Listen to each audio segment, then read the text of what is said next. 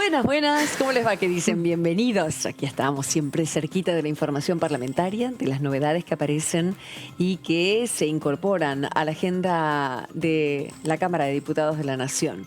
Más, lógicamente, el análisis de los temas que ya están en extraordinarias. Hemos tenido una sesión hace muy poco, pero nosotros queremos siempre más. Entonces vamos por una nueva sesión. Esperemos que muy pronto. Por supuesto, ese es un tema en el que tiene que hablar mucho el oficialismo con la oposición, llegar a un acuerdo, ver el protocolo. Sí, una vez más, esa situación en medio de una pandemia y con buenas noticias en lo que tiene que ver con los números del mundo que están bajando, en un porcentaje muy suavecito, pero están bajando las muertes y contagios también. Pero estamos en plena pandemia. Hola, Analía Argento, ¿cómo va? Hola, ¿cómo están? ¿Todo en orden? ¿Qué tal el fin de largo? ¿Bien? Ay, ¿Y hay novedades? ¿O estamos ahí como queriendo Estamos, darlas, si nos ven espiando el celular, que es algo que solemos hacer porque nos van pasando información, estamos esperando la firma del decreto presidencial que, se rumoreaba un poco y el fin de semana Santiago Cafiero, jefe de gabinete, dijo que probablemente hoy el presidente Alberto Fernández ampliara las sesiones extraordinarias para que se trate el impuesto a las ganancias, este cambio para que los saberes y las jubilaciones por debajo de 150.000 no paguen el impuesto. Pero tenemos mucha información sobre eso, sobre cómo viene la agenda parlamentaria, cuándo se va a tratar y algunos cambios o retoques o ajustes que le piden a la ley. Exactamente, porque lógicamente oposición está más que atenta y acompañaría. Y lo vieron incluso de muy buena manera, como para arrancar el programa contando en líneas generales cómo fue recibido ese proyecto que ha entrado hace una semana aproximadamente. Hola, Mandita Alma. Todo bien, también. Siguiendo la agenda parlamentaria y viendo si hay otros temas, si hay posibilidad que con otros de los temas que todavía quedaron pendientes, recordemos que fueron más de 26 los primeros proyectos que se plantearon dentro de las extraordinarias y luego se amplió a 7 más y ver si algunos de esos temas que están consensuados finalmente en la semana que queda y también en la semana próxima, antes del 1 de marzo, porque además hay que hacer la sesión preparatoria antes de que llegue el presidente de la Nación a dar su mensaje al Congreso. Todo eso se va a estar concentrando en los próximos días porque está previsto que se haga para el 24-25 de febrero. Uno de los temas, Analía, que habían entrado en extraordinarias, el punto número 9 de nuestra lista, hablaba de un proyecto tendiente a implementar medidas de incentivo de carácter tributario, que también afectara a bienes personales. Sí. Y incluso modificaciones a ganancias antes de que el presidente de la Cámara, Sergio Massa, presentara este proyecto de ganancias. Esto no tiene nada que ver, el proyecto del presidente de la Cámara, con este tendiente a modificaciones de ganancias e impuestos de bienes personales. Hay un proyecto que está vinculado más a las empresas. Sí.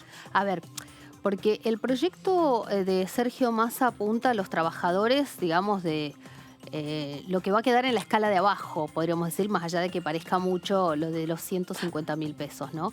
Pero hay otro proyecto de ley de ganancias que se intentaba tratar también en lo que queda de las sesiones extraordinarias, pero a mí me dicen que podría pasar para ordinarias, que tiene que ver más que nada con las empresas por beneficios otorgados en el 2017 y la idea sería no levantar las alícuotas. ¿Para qué? Para que se compense, digamos, lo que no va a cobrar el Estado por el 1.200.000 trabajadores que van a dejar de pagar, que hoy están pagando y van a dejar de pagar, que son 40.000 millones de pesos, que se compense con el beneficio que estaban teniendo las empresas. Sí. Una idea es tratar primero el alivio fiscal para más de 1 millón de personas, 1.200.000 personas, y después el otro. Seguramente va a haber algún lobby, o quizás ya lo haya, porque bueno, nadie quiere ceder, pero también es cierto que en el tema de ganancias, que afecta a la clase media, podríamos decir, viene retrasado desde hace mucho tiempo. Fue una promesa electoral de Mauricio Macri también, que no se dio.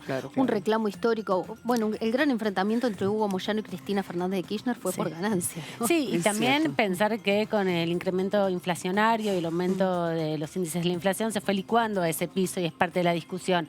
Otra cosa para poner sobre la mesa es que este proyecto está específicamente vinculado a los trabajadores registrados, ¿no? Del Bien, ámbito claro. público y privado, no para todos los trabajadores en todas las distintas características que hay de empleo. Que eso es un reclamo importante de la oposición también. Oposición y oficialismo también, porque lógicamente son los autónomos quienes están levantando la mano diciendo, ¿por qué nos dejan afuera? Ganamos lo mismo, tenemos que pagar más. Y además porque son muchas veces fraudes laborales, ¿no? Vos También. estás como contratado, como Claro.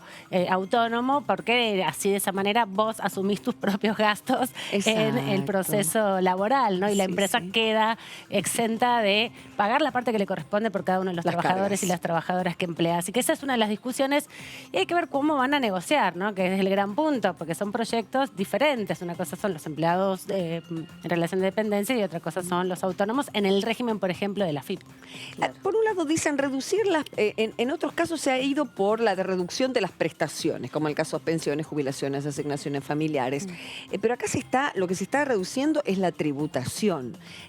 Por eso salieron a hablar distintos especialistas en cuanto a si era viable o no, en el sentido de ver un universo más general de la cantidad de impuestos y la necesidad profunda de modificar también nuestro sistema tributario. Sí, hay como distintas cuestiones, ¿no? Todo el arco opositor, digo, salvo la izquierda, Sí. que considera que ningún salario debería pagar ganancias, todos los diputados nacionales de distintos sectores políticos están a favor del alivio fiscal que propone este proyecto. Lo que pasa que muchos dicen, hay un impuesto como el IVA que lo pagan Sí. todos, desde el que menos tiene al que más tiene, que quizás ahí hay que hacer una reforma. Y después la superposición de tributos que hay en todos los distritos a nivel nacional y a nivel de cada una de las Sí. provincias, ¿no?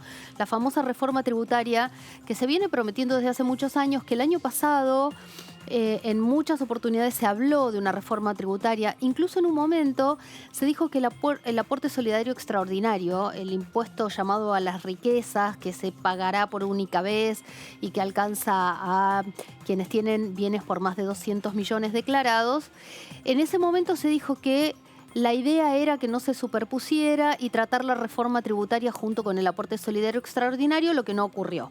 O sea, esa reforma tributaria general, profunda, todavía la están debiendo. Hay muchos diputados, por ejemplo Jorge Sarguini, que la está reclamando. En la oposición de Juntos por el Cambio están pidiendo modificaciones, ampliar el universo de los que no van a pagar, como decían bien ustedes recién, los autónomos.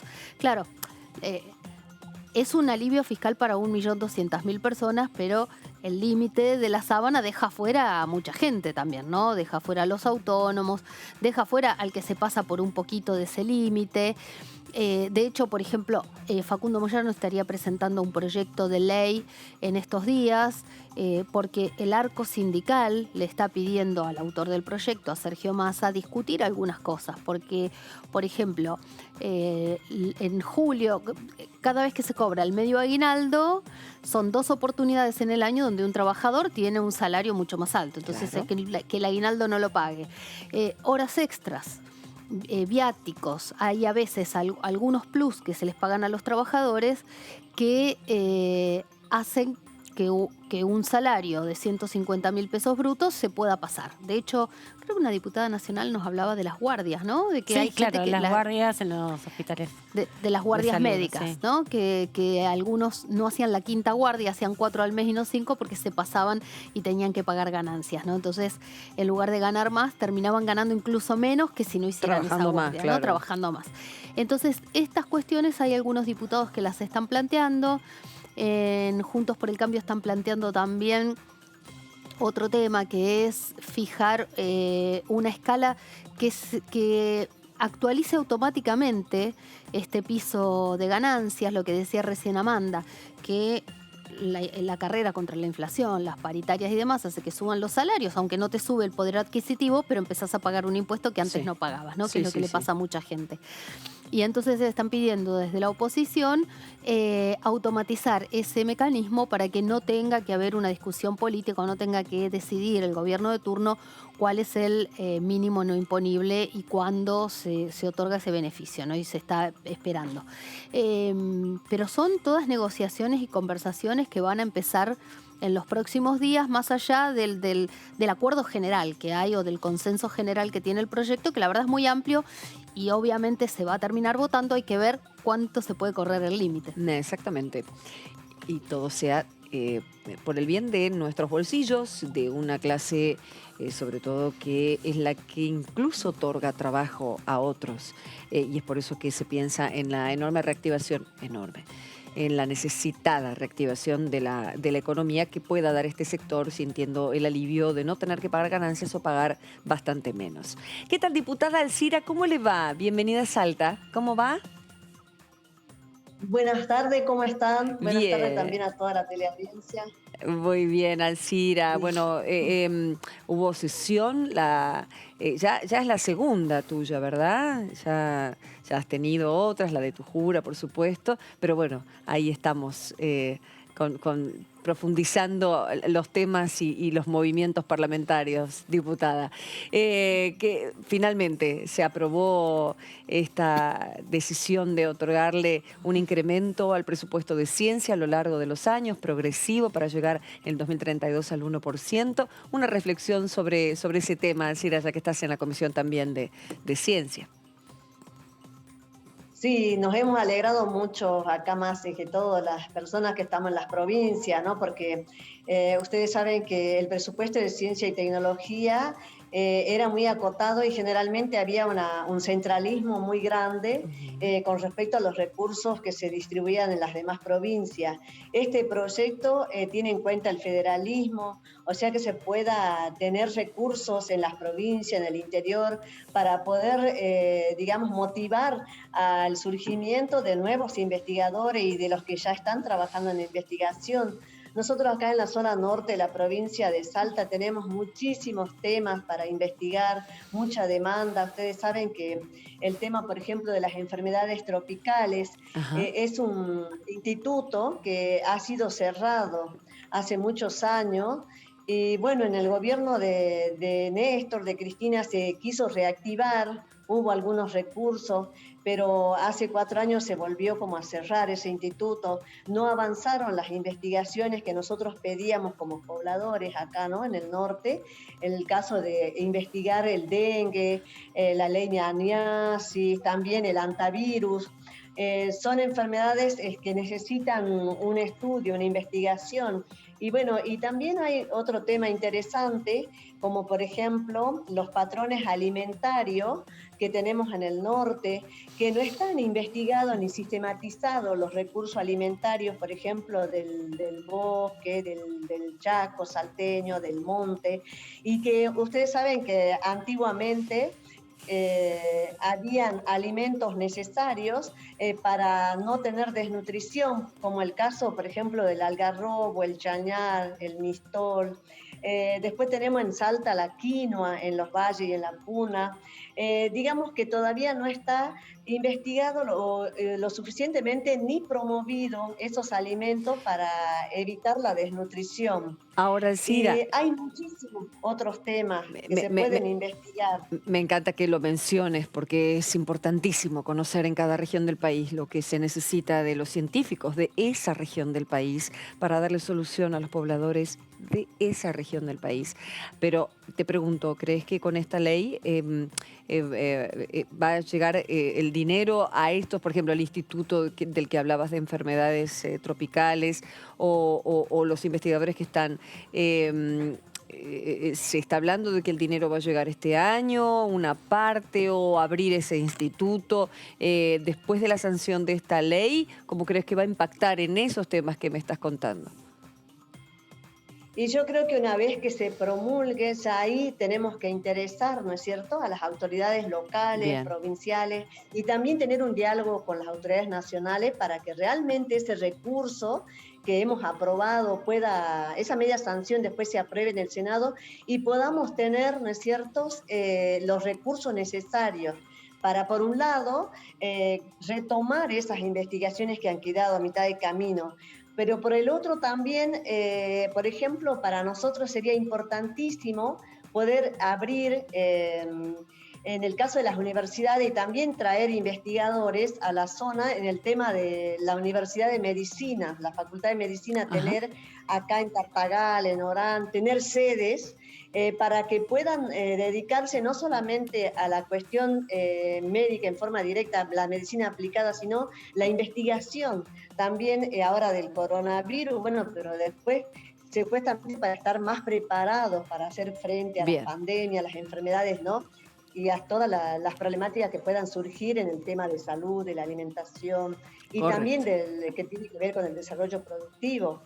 Por ejemplo, la industrialización de tantos recursos que tenemos también en la provincia, ¿no? Que todavía no está totalmente investigado, cómo poder conservar, cómo poder tratar algunos alimentos para tener productos con agregado de valor, Claro. así Diputada, como no solamente ciencia, tecnología, sino innovación productiva también. ¿cómo está, diputada? Amanda Alma la saluda. Preguntarle también en Bueno. relación a su participación en distintas comisiones y el proyecto que se aprobó la semana pasada en relación sobre todo a la promoción de la inversión en construcción de viviendas. Preguntarle algunas situaciones que se han visto en este tiempo que tienen que ver con las denuncias de sectores de cooperativas que vienen denunciando justamente la imposibilidad de acceder a materiales para la construcción, ¿no? Preguntarle si lo ve como un problema que también se está dando en su provincia, cómo se puede aplicar también estos proyectos que se van aprobando aquí en la Cámara de Diputados, específicamente en el desarrollo de la construcción de viviendas en Salta, porque tiene que ver específicamente con la vivienda privada, ¿no? Con la vivienda social que desarrolla la gobernación a través del Ministerio Nacional. ¿Cómo ve esa posibilidad y la situación que atraviesan sobre todo las cooperativas? Sí, yo creo que es un programa, un proyecto que se aprobó muy alentador en el sentido de que, bueno, las pequeñas empresas, las cooperativas de vivienda, que había muchísimas cooperativas también en la época de Néstor, de Cristina. Acá nosotros habíamos hecho un trabajo interesante con el Ministerio de Trabajo cuando trabajé en el INTA. Habíamos capacitado a grupos cooperativos para la construcción de viviendas familiares y se han llevado a cabo viviendas y creemos que es muy importante incentivar a través de esa ley, incrementar esos recursos para que puedan los grupos cooperativos especialmente tener recursos para la construcción. Es muy importante porque la economía se va a reactivar principalmente a través de la construcción, ¿no? En todos los lugares, especialmente los más pequeños. Pero bueno, habría que ver también de cómo, bueno, en el presupuesto está muy claro también que aprobamos del 2021, que va a venir muchísimos recursos para obras públicas, para que se pueda incentivar la construcción también a través de los municipios, las cooperativas y bueno, en cada localidad, ¿no? O sea que celebro ese proyecto y bueno, ojalá que tengamos tanto bueno, el sector privado como el sector estatal, podamos disponer de recursos especialmente para las viviendas, que es un déficit tremendo que tenemos en la provincia. Supuestamente, de acuerdo a los datos, supera la media, ¿no? Nacional, el déficit habitacional que tenemos en Salta. Diputada Analía Argento la saluda. Y el acceso a la tierra, porque algunos diputados nos decían que incluso tienen cierto temor porque este proyecto que estimula la inversión en obra privada, por ahí beneficia a algunos, pero también puede tener un efecto negativo que sería, por ejemplo, el aumento de los terrenos. O, por ejemplo, en lugares como Santa Fe es más redituable plantar soja que vender un terreno para la construcción de una vivienda. Entonces, eso hace que los terrenos sean muy caros. No sé cómo sería en el caso de Salta, si hay acceso a los terrenos, porque por ahí esto es una buena oportunidad, claro que para el que tiene alguna capacidad de ahorro, ¿no? Y yo creo que tiene que ver todo con el control que puede ejercer el gobierno provincial sobre esos terrenos, sobre esas tierras, ¿no? Es cierto, va a haber una disputa quizás mayor, ¿no es cierto? Y que hay muchísimas, generalmente los que no tienen acceso a un lote tampoco tienen acceso a una vivienda, Ujú. y por los precios, o porque muchas veces se convierte en un negocio inmobiliario, la venta de terrenos, y es tremendo. Acá también hay una puja y una tensión muy grande con respecto a eso, ¿no? Mm. Pero bueno, lo que pasa que también tenemos que reactivar la economía, y acá también nosotros hemos reclamado en la provincia y en la ciudad de Salta especialmente por la cantidad de asentamientos que hay hoy por hoy, que bueno, que nosotros queremos que las familias accedan a los terrenos y a las viviendas sociales también, principalmente, y no que se prioricen los negocios inmobiliarios Claro, solamente. claro. Se han dado acá muchos conflictos últimamente justamente por la cuestión esta, la disputa de los terrenos que hay disponibles, ¿no? Especialmente en las ciudades principales. Más o menos qué déficit de vivienda hay en la provincia, Alcira. No sé si la respuesta vendría a ser con un porcentaje o en miles de casos, pero ¿hay registros actualizados de la necesidad de viviendas o de gente que está esperando su vivienda y ya esté anotada en algún registro? Hay muchísimas familias del IPB, por ejemplo, Ujú. que no recibieron de hace 15 años y 20 años, que están esperando una vivienda social. En ese caso hay miles de familias. Hace poco hubo un asentamiento con 850 familias en Parque La Vega, en Salta Capital, sin viviendas, están registradas, han sido censadas, y bueno, de las cuales 540 están en una situación límite de acuerdo a datos de la universidad. Mm. Yo tengo los datos de la localidad donde vivo, que Ajá, es mayor al 30% el déficit habitacional que tenemos acá. es De mucho. 3.500 familias, hay 690 familias Uf. sin vivienda. O sea que para que tengan una idea de lo que es el interior también de Salta. Si bien por un ¿Pero lado estos son se han censado. asentamientos, Alcira? ¿Viven en asentamientos, viven en barrios, en condiciones que no son las adecuadas? ¿O en dónde están viviendo ahora estas personas? Sí, hay asentamientos, y también están hacinados en lotes que pertenecen a una familia donde viven 3 hasta 5 familias en un solo terreno, Ok, de 12 por 30 más o menos. claro, claro, claro. Sí, Como para tener una Diputada, idea. esa es la preguntarle. situación. No, preguntarle, hoy va a haber una ¿Sí? movilización muy importante en todo el país a las 5 de la tarde a los tribunales en reclamo justamente del rol que está teniendo la justicia en la investigación de las denuncias por violencia de género. ¿Qué conoce que vaya a pasar en Salta? Ahí hay un movimiento de mujeres histórico en Salta.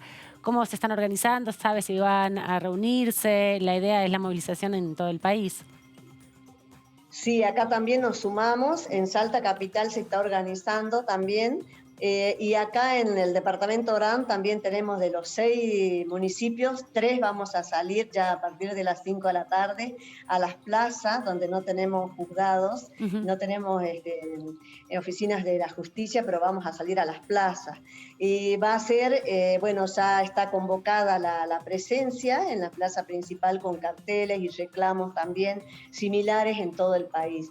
La verdad que estamos muy apenados, preocupadas más que todo, ¿no? Por la situación de los femicidios tremendo en este fin de semana, 3 seguidos, o sea, desaparición y 2 femicidios. Y bueno, y por Úrsula, que fue el punto de alarma, digamos, para que salgamos todas a la calle a reclamar, ¿no?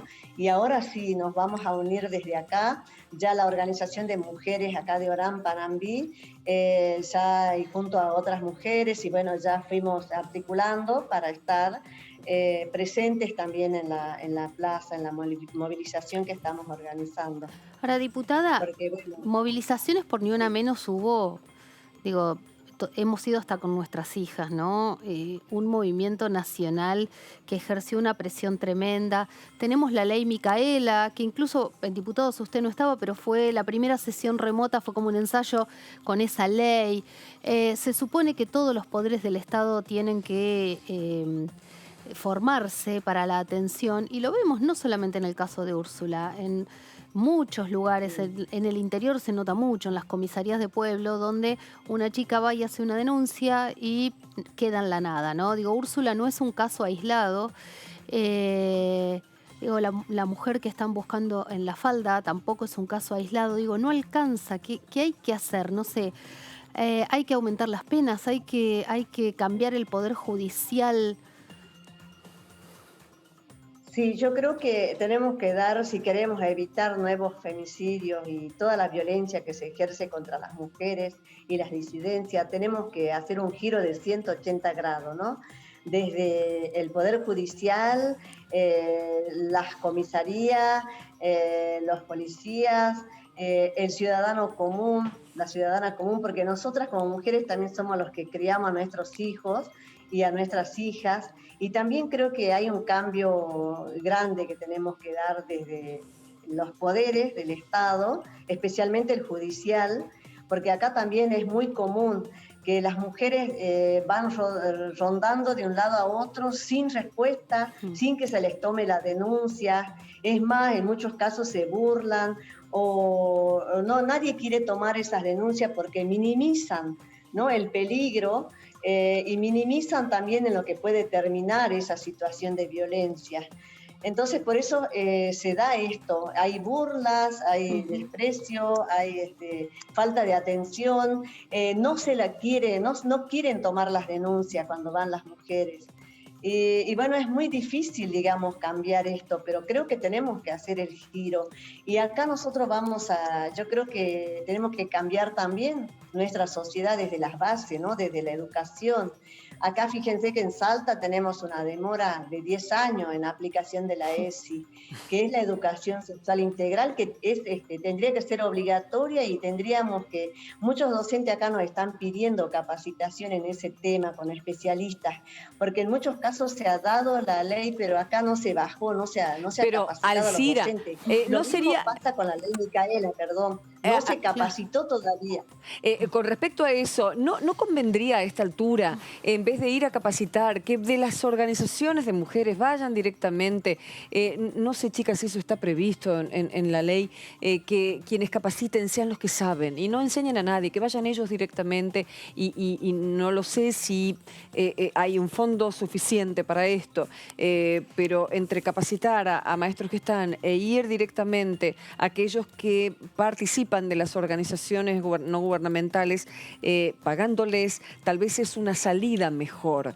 Esto se ha contemplado, porque si no es una cosa de nunca acabar, porque no van, no capacitan, no están preparados y se extiende, y se extiende, y se extiende en el tiempo. Cuando hay tantas mujeres de ONGs en todos lados, y siempre lo dice Amanda, Salta es un ejemplo de mujeres organizadas en ese sentido, que vayan directamente y puedan trabajar allí. ¿Cómo lo ves, Alcira?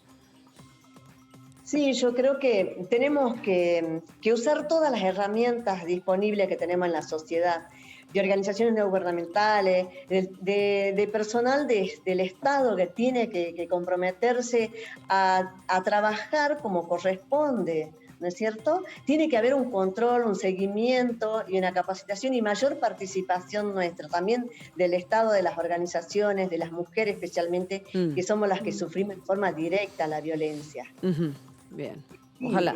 yo creo que toda la sociedad tenemos que tirar para el mismo lado para superar este momento tan complicado de tanta violencia, ¿no?, hacia las mujeres. Como se queda como trabado. Lo que pasa es que el Congreso ha emitido muchísimas leyes, ¿no? Sí. El problema justamente está en la valoración del riesgo, en las herramientas de entender cómo es la estructuralidad de la violencia. También hay proyectos acá presentados en el último tiempo que intentan derribar también estas leyes que no se han podido, por ejemplo, instalar. Amanda, ¿hay una ley o hay una reglamentación o una ordenanza que diga que aquel policía que no toma denuncia se tiene que ir, ¿sí? Se le tiene que hacer una denuncia en una fiscalía y se vaya inmediatamente? ¿O eso en las provincias, en Salta o en cualquier otra provincia, no sucede? ¿Cómo van a negarse a tomar una denuncia? Es una falta de respeto espantosa y dolorosa, porque esa mujer la siguen sometiendo y la siguen, y mira lo que pasó con Úrsula y tantas otras. Eso, ¿qué pasa con ese policía que no recibió denuncia? ¿Qué pasa? Y sí, bueno, Bueno, Nada, no pasa nada. Hoy ¿Y no. el la juez dónde diputada está? decía que hasta se ríen, y es verdad, porque conozco abogadas de casos de género y de temas de familia, que a veces cuando hay una separación, un divorcio y hay una agresión, y por ahí en los pueblos chicos, y por ahí sos amigo de alguno de los policías o del comisario, hasta le avisan. supuesto. Para ¿Qué, mí va a ir a eso ya hacer la es denuncia complicidad. tal, no se la tomes? Vino ¿Qué es? tu mujer, qué sé yo. Claro. Claro. Imagínate además Gracias, lo que es chicos. para un hombre. El hombre que sufre violencia, que son muchos menos casos, muchísimos menos casos, pero también si se ríen de una mujer, imagínate de un hombre. Sí, claro. Entonces también muchas veces ni siquiera van a hacer la denuncia. No sé, Alcira, pero con la fuerza que tienen ustedes allí, ahora investida con la Diputación, esperemos que puedas hacer una diferencia, lograr algo, levantar la voz, seguir levantándola. Sabes que acá hay apoyo de periodistas especializadísimas y gente que quiere que las leyes se cumplan, básicamente, que no se hagan los distraídos, aquellos que tienen un poder como jueces, como policías, porque la verdad que causa tanta bronca, desazón. Imagino las familias de las Úrsulas y de todas las Micaelas y todas las niñas y mujeres que siguen muriendo, porque las matan otra vez y las vuelven a matar diciendo no y no. Cambiamos por un segundo de tema, porque si no, claro, nosotros te hacemos el programa entero y te pido que me cuentes casos, Alcira y demás, pero bueno, ya vamos a volver a entrar en esta. Ginés González García iba a hacer el ministro una visita a la provincia, se demoró, ¿no? Por la cuestión, lógicamente, de cómo está la situación, de vacunación, la pandemia. Y incluso él se manifestó contrario a que se celebren las PASO. Hay un proyecto de ley, ya hay un decreto presidencial que lo suma como tema extraordinarias. ¿Cuál es tu postura, Alcira? ¿Qué dice la gente allí de la provincia? De posponer las PASO, digo. Bueno, acá no, ya la provincia determinó que no va a haber pasos. Pero sin embargo adelantó las elecciones, ¿no? Adelantó las elecciones provinciales para el 2 de julio. Claro. Y bueno, o sea que se contradice un poco, ¿no es cierto?, Claro. esa decisión.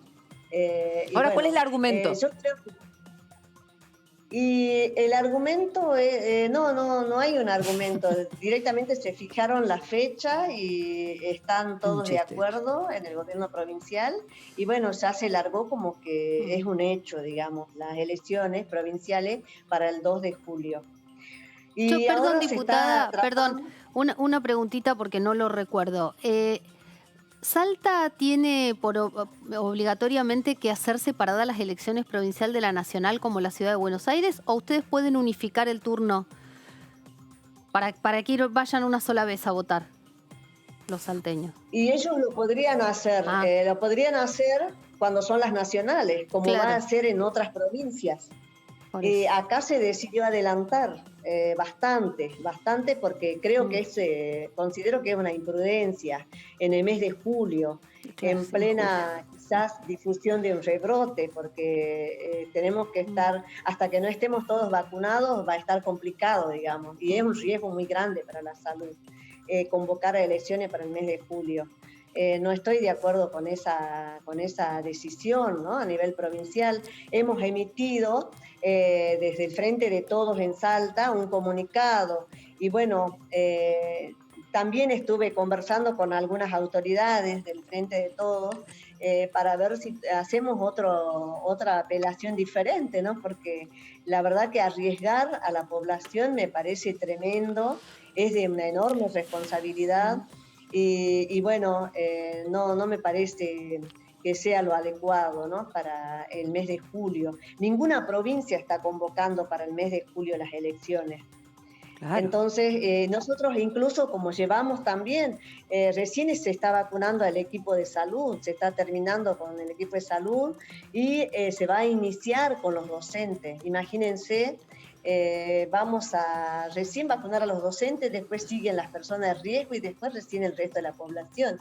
¿Cuánto tiempo más nos va a llevar eso, no? Claro, exactamente. Y, bueno, está muy complicado. Por supuesto que estoy de acuerdo con las PASO, pero en esta circunstancia, digamos, excepcional de pandemia, considero que las PASO tampoco deberían hacerse en agosto, sino Más adelante. para más adelante, ¿no? Ok, Calculo que octubre es una buena fecha, bien, noviembre, no sé, bien, por bien, ahí bien, poner en esa fecha casi tirando a fin de año, bien, porque yo creo que es un tiempo adecuado bien, y previendo de que todo se desarrolle como hasta ahora, con sí, la entrega de las vacunas y con las cantidades que estamos recibiendo, considero que a fin de año estaremos en condiciones sí, y con una mayor posibilidad de desplazarnos, de salir, bien. de conglomerarnos como lo estipulan las elecciones, que uno tiene que salir, ir a las escuelas, estar en las calles, y bueno, Seguro. toda esa cuestión de salida de Ok. mucha gente que hoy está guardando el aislamiento, ¿no? Gracias, Alcira. Te mandamos un cariño. Esperemos que sea así. El ministro dijo que para agosto-septiembre Mm. calculaba en que si están las cosas dadas como hasta ahora, cosa que puede cambiar, ya lo sabemos, la mayoría de las personas vulnerables iban a estar vacunadas. Así que esperemos que sea eso. Y con respecto a las PASO, veremos qué se decide. Es un tema abierto y por eso la pregunta ahí picando en los diputados. Gracias, Alcira. Un cariño, Bueno, diputada. Que siga muy gracias bien. a ustedes, un saludo. Un cariño a Gracias. Salta también.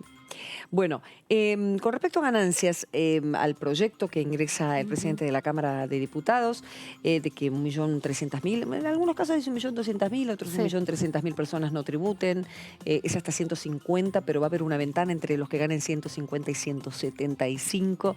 Hay muchas cuestiones, esto no se puede explicar en 2 segundos, por supuesto, quienes estén interesados, el proyecto ya está subido, Sí, entiendo sí, yo, está en a la web. la Cámara de... Todos los temas que hablamos acá. Tenemos nuestros propios archivos con las notas a los diputados y, por supuesto, en nuestras páginas, en DTV y, por supuesto, en el sitio de la Honorable Cámara de Diputados de la Nación, que ahí pueden encontrar todo lo que va entrando en ordinarias, en extraordinarias, por supuesto, periodo en el que estamos ahora. Decía que uno de esos, en ese proyecto, hay un punto, porque en realidad es un artículo el que se propone modificar, hay ciertas provincias que están con dudas. Y sobre todo las provincias del sur, porque ellos tienen una exención de ganancias por zona desfavorable, Ana. Claro. Sí, la Patagonia tiene en varios temas, ¿no? También, por ejemplo, en las naftas y demás. Y entonces pasa mucho, por ejemplo, con los petroleros, que también Sí. tienen muchas horas extras. regímenes Y, especiales. claro, tienen regímenes especiales y demás, que entonces, claro, te pasás de ganancias, pero tiene una razón. Los docentes, por ejemplo, en mi provincia, en Río Negro, no es lo mismo un docente que trabaja en el Alto Valle que en la línea sur, donde puedes tener 20 grados de temperatura bajo cero y la nieve hasta la rodilla. Entonces, bueno, hay una situación ahí que están algunos pidiendo contemplar.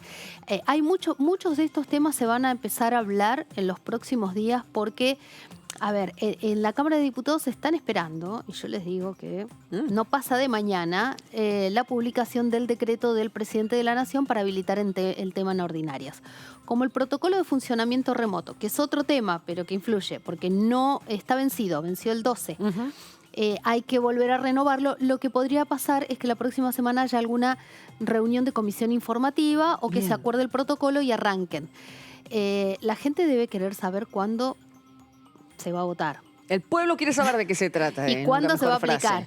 Frase. Se empezaría a tratar en los próximos días. En marzo se podría votar a mediados de marzo en diputados. Después tiene que pasar al Senado. Recordemos que en el Senado el oficialismo, el Frente de Todos, tiene amplia mayoría. Pero bueno, antes se tiene que dar esta discusión que decís vos. Está la discusión de los gremios que piden que los beneficios como horas extras, viáticos y demás no se les descuente ganancias. Los patagónicos que están pidiendo que el plus por zona desfavorable tampoco entre en ganancias. Y Juntos por el Cambio que está pidiendo también incluir a autónomos. Así que son como varias ventanitas que se abren para tratar de modificar el proyecto. ¿Qué tal, diputado Berongaray? ¿Cómo va? Aquí está la oposición presente en esta tarde. Provincia de La Pampa. ¿Qué tal? ¿Cómo va, Martín? ¿Qué tal? ¿Cómo están? Buenas tardes. Todo bien. Bueno, estabas escuchando con respecto al proyecto de ganancias. ¿Cuál es tu posición y qué cuestiones reclamarías que se hablara en comisiones para mejorar la propuesta? Mirá, casualmente hace un rato terminamos de hablar con diputados patagónicos, con Gustavo Mena, con Lorena Madsen y con Roxana Reyes, sobre este proyecto que ha presentado el diputado Sergio Massa, el presidente de la Cámara, para elevar el mínimo no imponible. Un proyecto que, bueno, como mencionaban, busca aliviar la carga fiscal que pesa sobre los contribuyentes, y desde ese ángulo es un avance porque establece condiciones, yo diría, de mayor justicia tributaria. Ahora, este proyecto, recién lo introducían al tema, reemplaza el inciso C del artículo 30 de la Ley de Ganancias, y al reemplazarlo o al sustituirlo se olvida de mencionar un párrafo que es fundamental para las provincias patagónicas y que es el que incluye el diferencial de zona que perciben tanto los sueldos como las jubilaciones de la Patagonia. Para que se entienda, la actual ley en su artículo 30, inciso C, tiene un párrafo que dice, palabras más, palabras menos, que cuando se trata de empleados en relación de dependencia y de jubilados que viven en las provincias que menciona la ley 23272, que son las provincias patagónicas, bueno, y el partido de Carmen de Patagones en la provincia de Buenos Aires, las deducciones computables se tienen que incrementar en un 22%. Estamos hablando de las deducciones en concepto de mínimo no imponible y de cargas de familia, que en definitiva se establecieron por un sentido de justicia, por los mayores costos que significa vivir en la Patagonia, porque eso es lo que determina que se haya establecido una suerte de, como algunos llaman, factor de corrección para tratar de equiparar el poder adquisitivo. Ahora, Muchos, bueno, recién mencionaba esta ley, ¿no? La 23272. ¿Por qué, insisto, este reconocimiento del 22% más en las deducciones de esas provincias? Bueno, justamente porque eso guarda relación con el adicional que perciben los trabajadores y los jubilados de esas provincias, que es lo que en muchos lados se llama el plus patagónico. Ahora, si vos no contemplás ese diferencial en las deducciones, el resultado final, a partir del plus que reciben, puede terminar siendo en el mediano o en el largo plazo neutro o incluso negativo para los asalariados y para los jubilados. El proyecto que presentó el diputado Massa reemplaza, dice, sustitúyese ese inciso C del artículo 30 y reproduce cada uno de los párrafos de ese inciso, pero omite justamente el párrafo del diferencial patagónico. diputado, una pregunta. Estaba justamente leyendo el proyecto y dice, en el punto 2 del primer artículo, exclúyase de esta definición a los regímenes diferenciales dispuestos en virtud de la actividad personal o insalubre.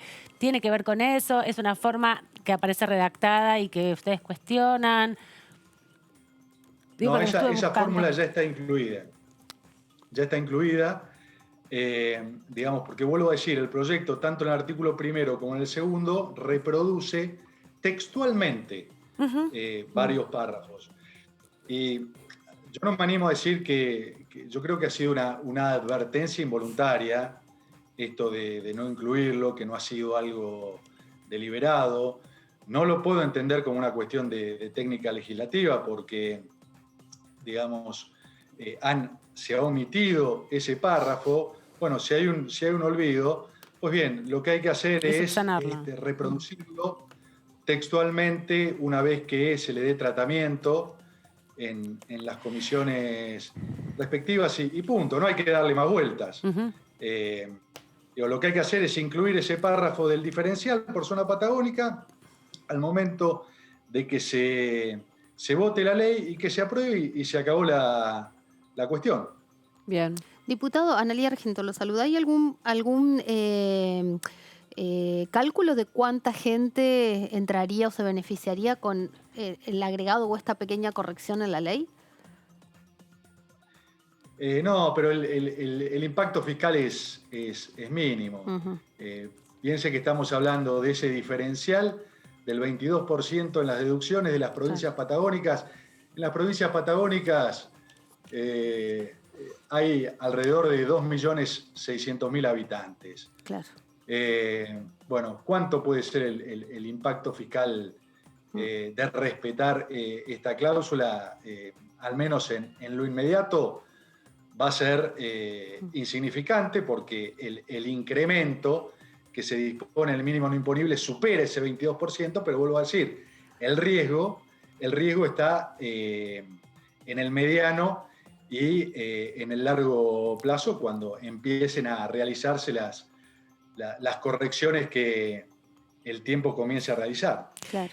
Diputado, usted es parte de la Comisión de Comunicaciones y quería preguntarle sobre el proceso de judicialización que se está haciendo todavía con el decreto que declara justamente a la televisión paga, al servicio de telefonía como servicio público, y que algunos procesos judiciales han definido a favor de las empresas. Tiene que ver específicamente con el aumento, ¿no?, que dan las empresas, que ahora deben estar en consulta permanente y debe abrirse además un proceso de audiencia pública para permitir los aumentos. ¿Cómo está la situación y qué considera usted de este proceso cuando el Congreso además avanza en este sentido?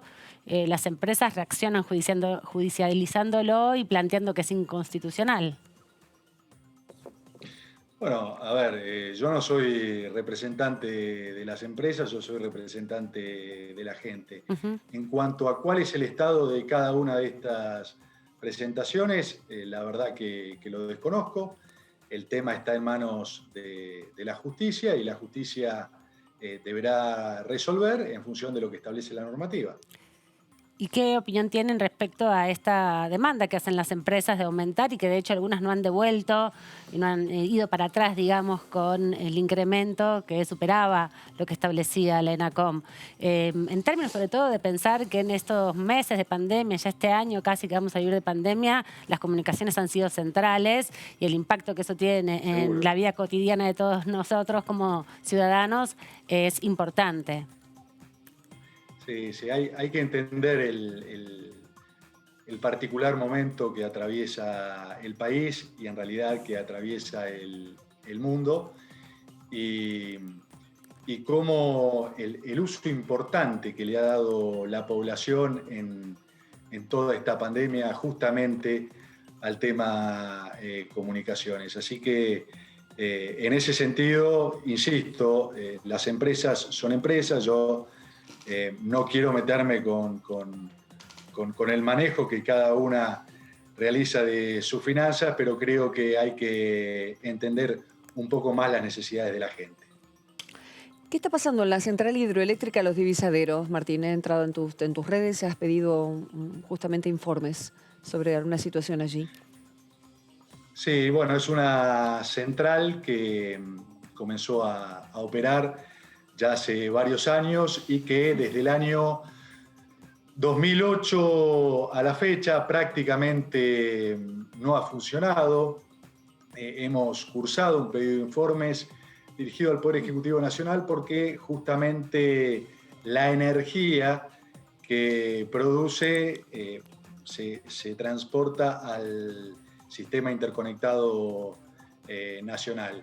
Y bueno, hay versiones de las más diversas en cuanto a los motivos por los cuales no está generando. Eso genera preocupación en la provincia de La Pampa, por supuesto que también en la provincia de Río Negro, y debe ser una preocupación en el orden nacional. Ya había cursado un pedido de informe similar cuando fui legislador en la provincia de La Pampa. No fue oportunamente evacuado por las autoridades pertinentes. Ahora el intento es justamente con la Secretaría de Energía de la Nación, a ver si obtenemos las respuestas que tanto estamos buscando. Pero está parada, produce menos, está parada completamente la central.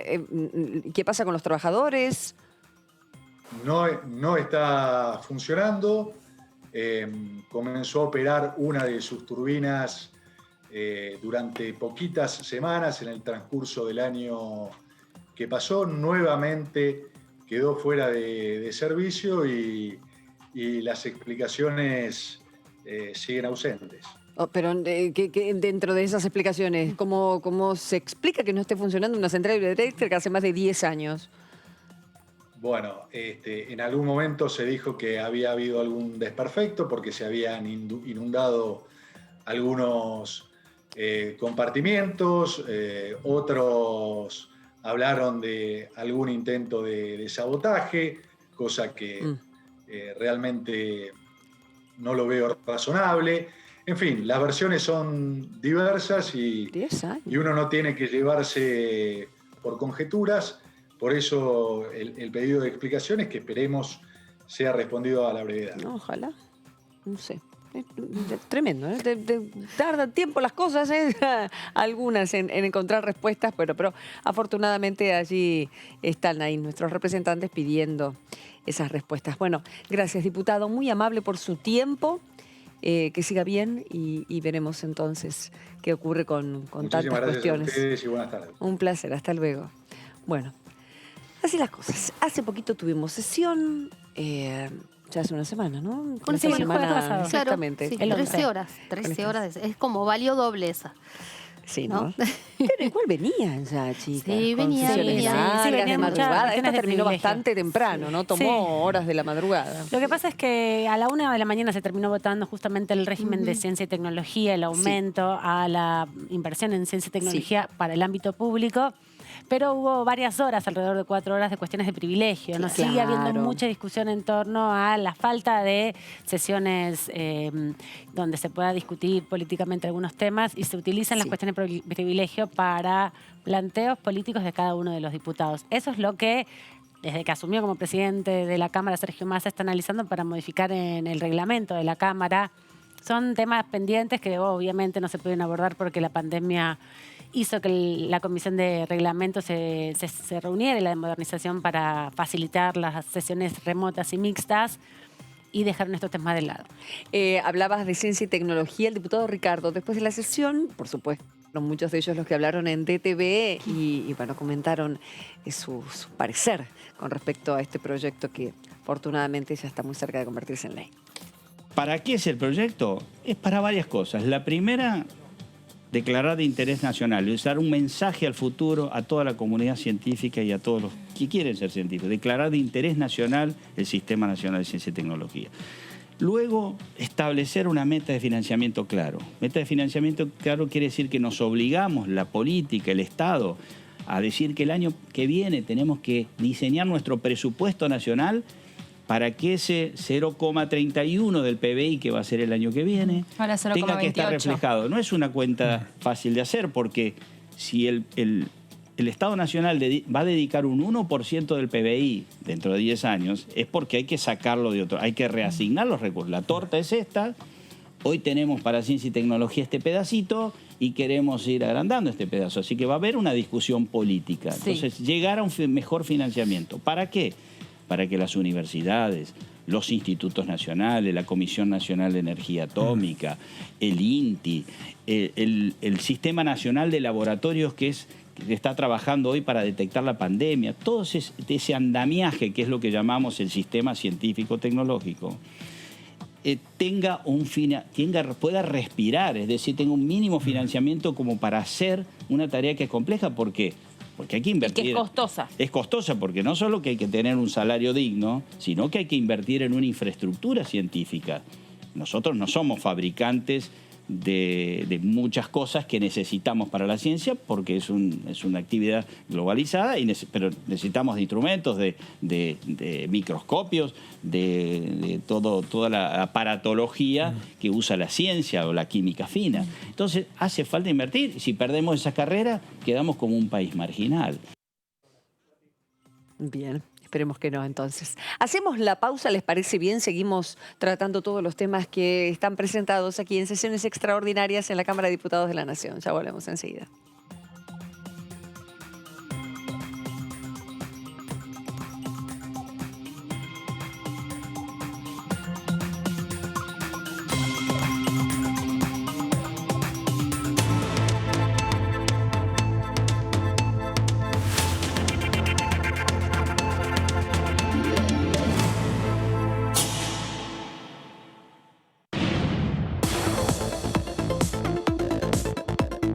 La voz de los diputados. La voz de las diputadas. La voz de la oposición. La voz de los que quieren cambiar la realidad.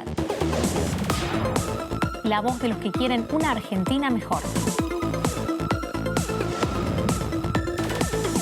Tu voz en el Congreso. DTV, el periodismo en el Congreso, de lunes a viernes. En estos meses aprendimos muchas palabras nuevas. ¿Qué es un caso sospechoso?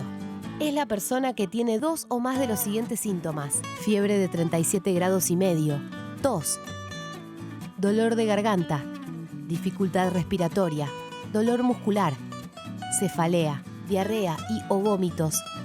O si tenés solo pérdida brusca de gusto o olfato. También quien vive o trabaja en instituciones de internación prolongada. O es personal de tareas esenciales en esos establecimientos, comedores u otros espacios donde circula el virus. Para más información, llama al 120. Cuidarte es cuidarnos. Argentina Unida. Ministerio de Salud. Argentina Presidencia. ¿Cómo les va? Bienvenidos. Esto es DTV, el periodismo en el Congreso. Hemos garantizado para el 2021 un presupuesto que duplica el porcentaje del PBI que tenía hasta ahora. A nosotros nos interesa que haya medidas sanitarias en el marco de la Constitución Nacional. Las peleas que hay que dar para cambio de fondo, como proponemos nosotros desde la izquierda y proponen también muchos trabajadores, pero bueno, muchos sectores en el mundo, son peleas difíciles. DTV, el periodismo en el Congreso, de lunes a viernes. El virus nos testea a nosotros. Quiere saber si aprendimos a cuidarnos y así cuidar a los otros. Respetá los 2 metros de distancia.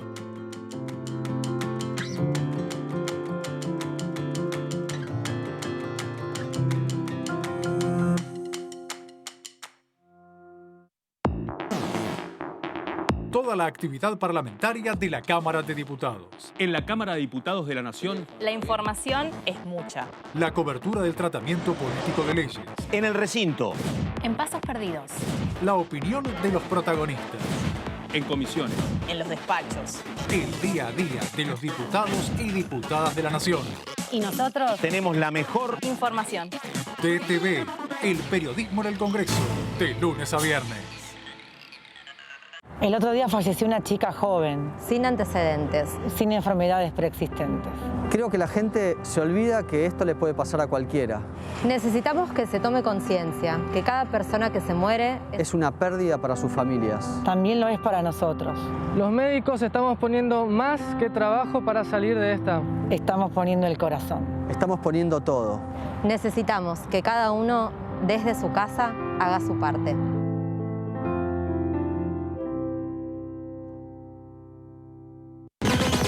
Toda la información parlamentaria la encontrás acá, en DTV, el periodismo en el Congreso. DTV, el periodismo en el Congreso, de lunes a viernes. Él se llama Fernando, 52 años, pero a veces puede llamarse Nacho Fútbol y tener 14.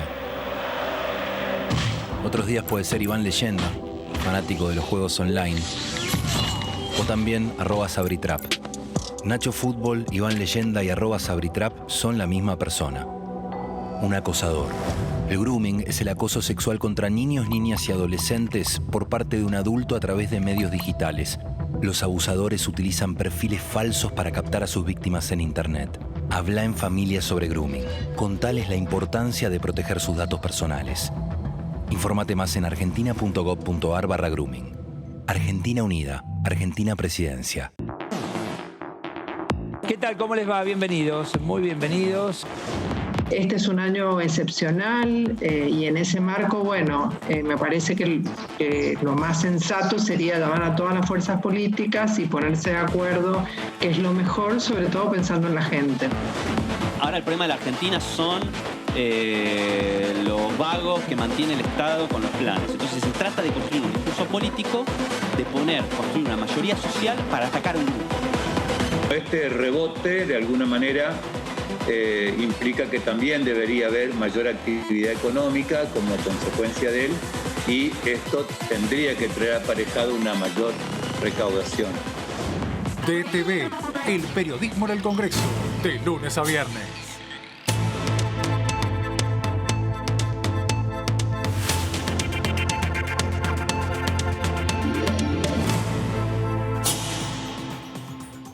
A partir de ahora, si algún presidente de la nación, nuestro presidente Alberto Fernández u otro presidente en el futuro quisiera tomar deuda con el Fondo Monetario Internacional o con otro organismo para que le dé crédito a nuestro país, primero tiene que pasar esta decisión por el Congreso de la Nación y ser sometido a voto, claro. Por lo tanto, será y se tomará un tiempo y reflexión sobre el hecho de pedir dinero prestado para distintas cuestiones y actividades que uno como ciudadano piensa y cree que el endeudamiento es malo de por sí.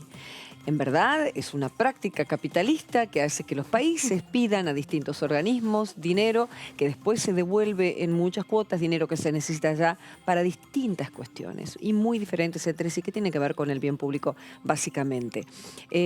No para, como dicen los oficialistas, una bicicleta enorme financiera que se hizo y creen, y esa fue el gran reclamo del actual oficialismo, oposición en ese momento, al enorme endeudamiento de los últimos 4 años del gobierno de Mauricio Macri.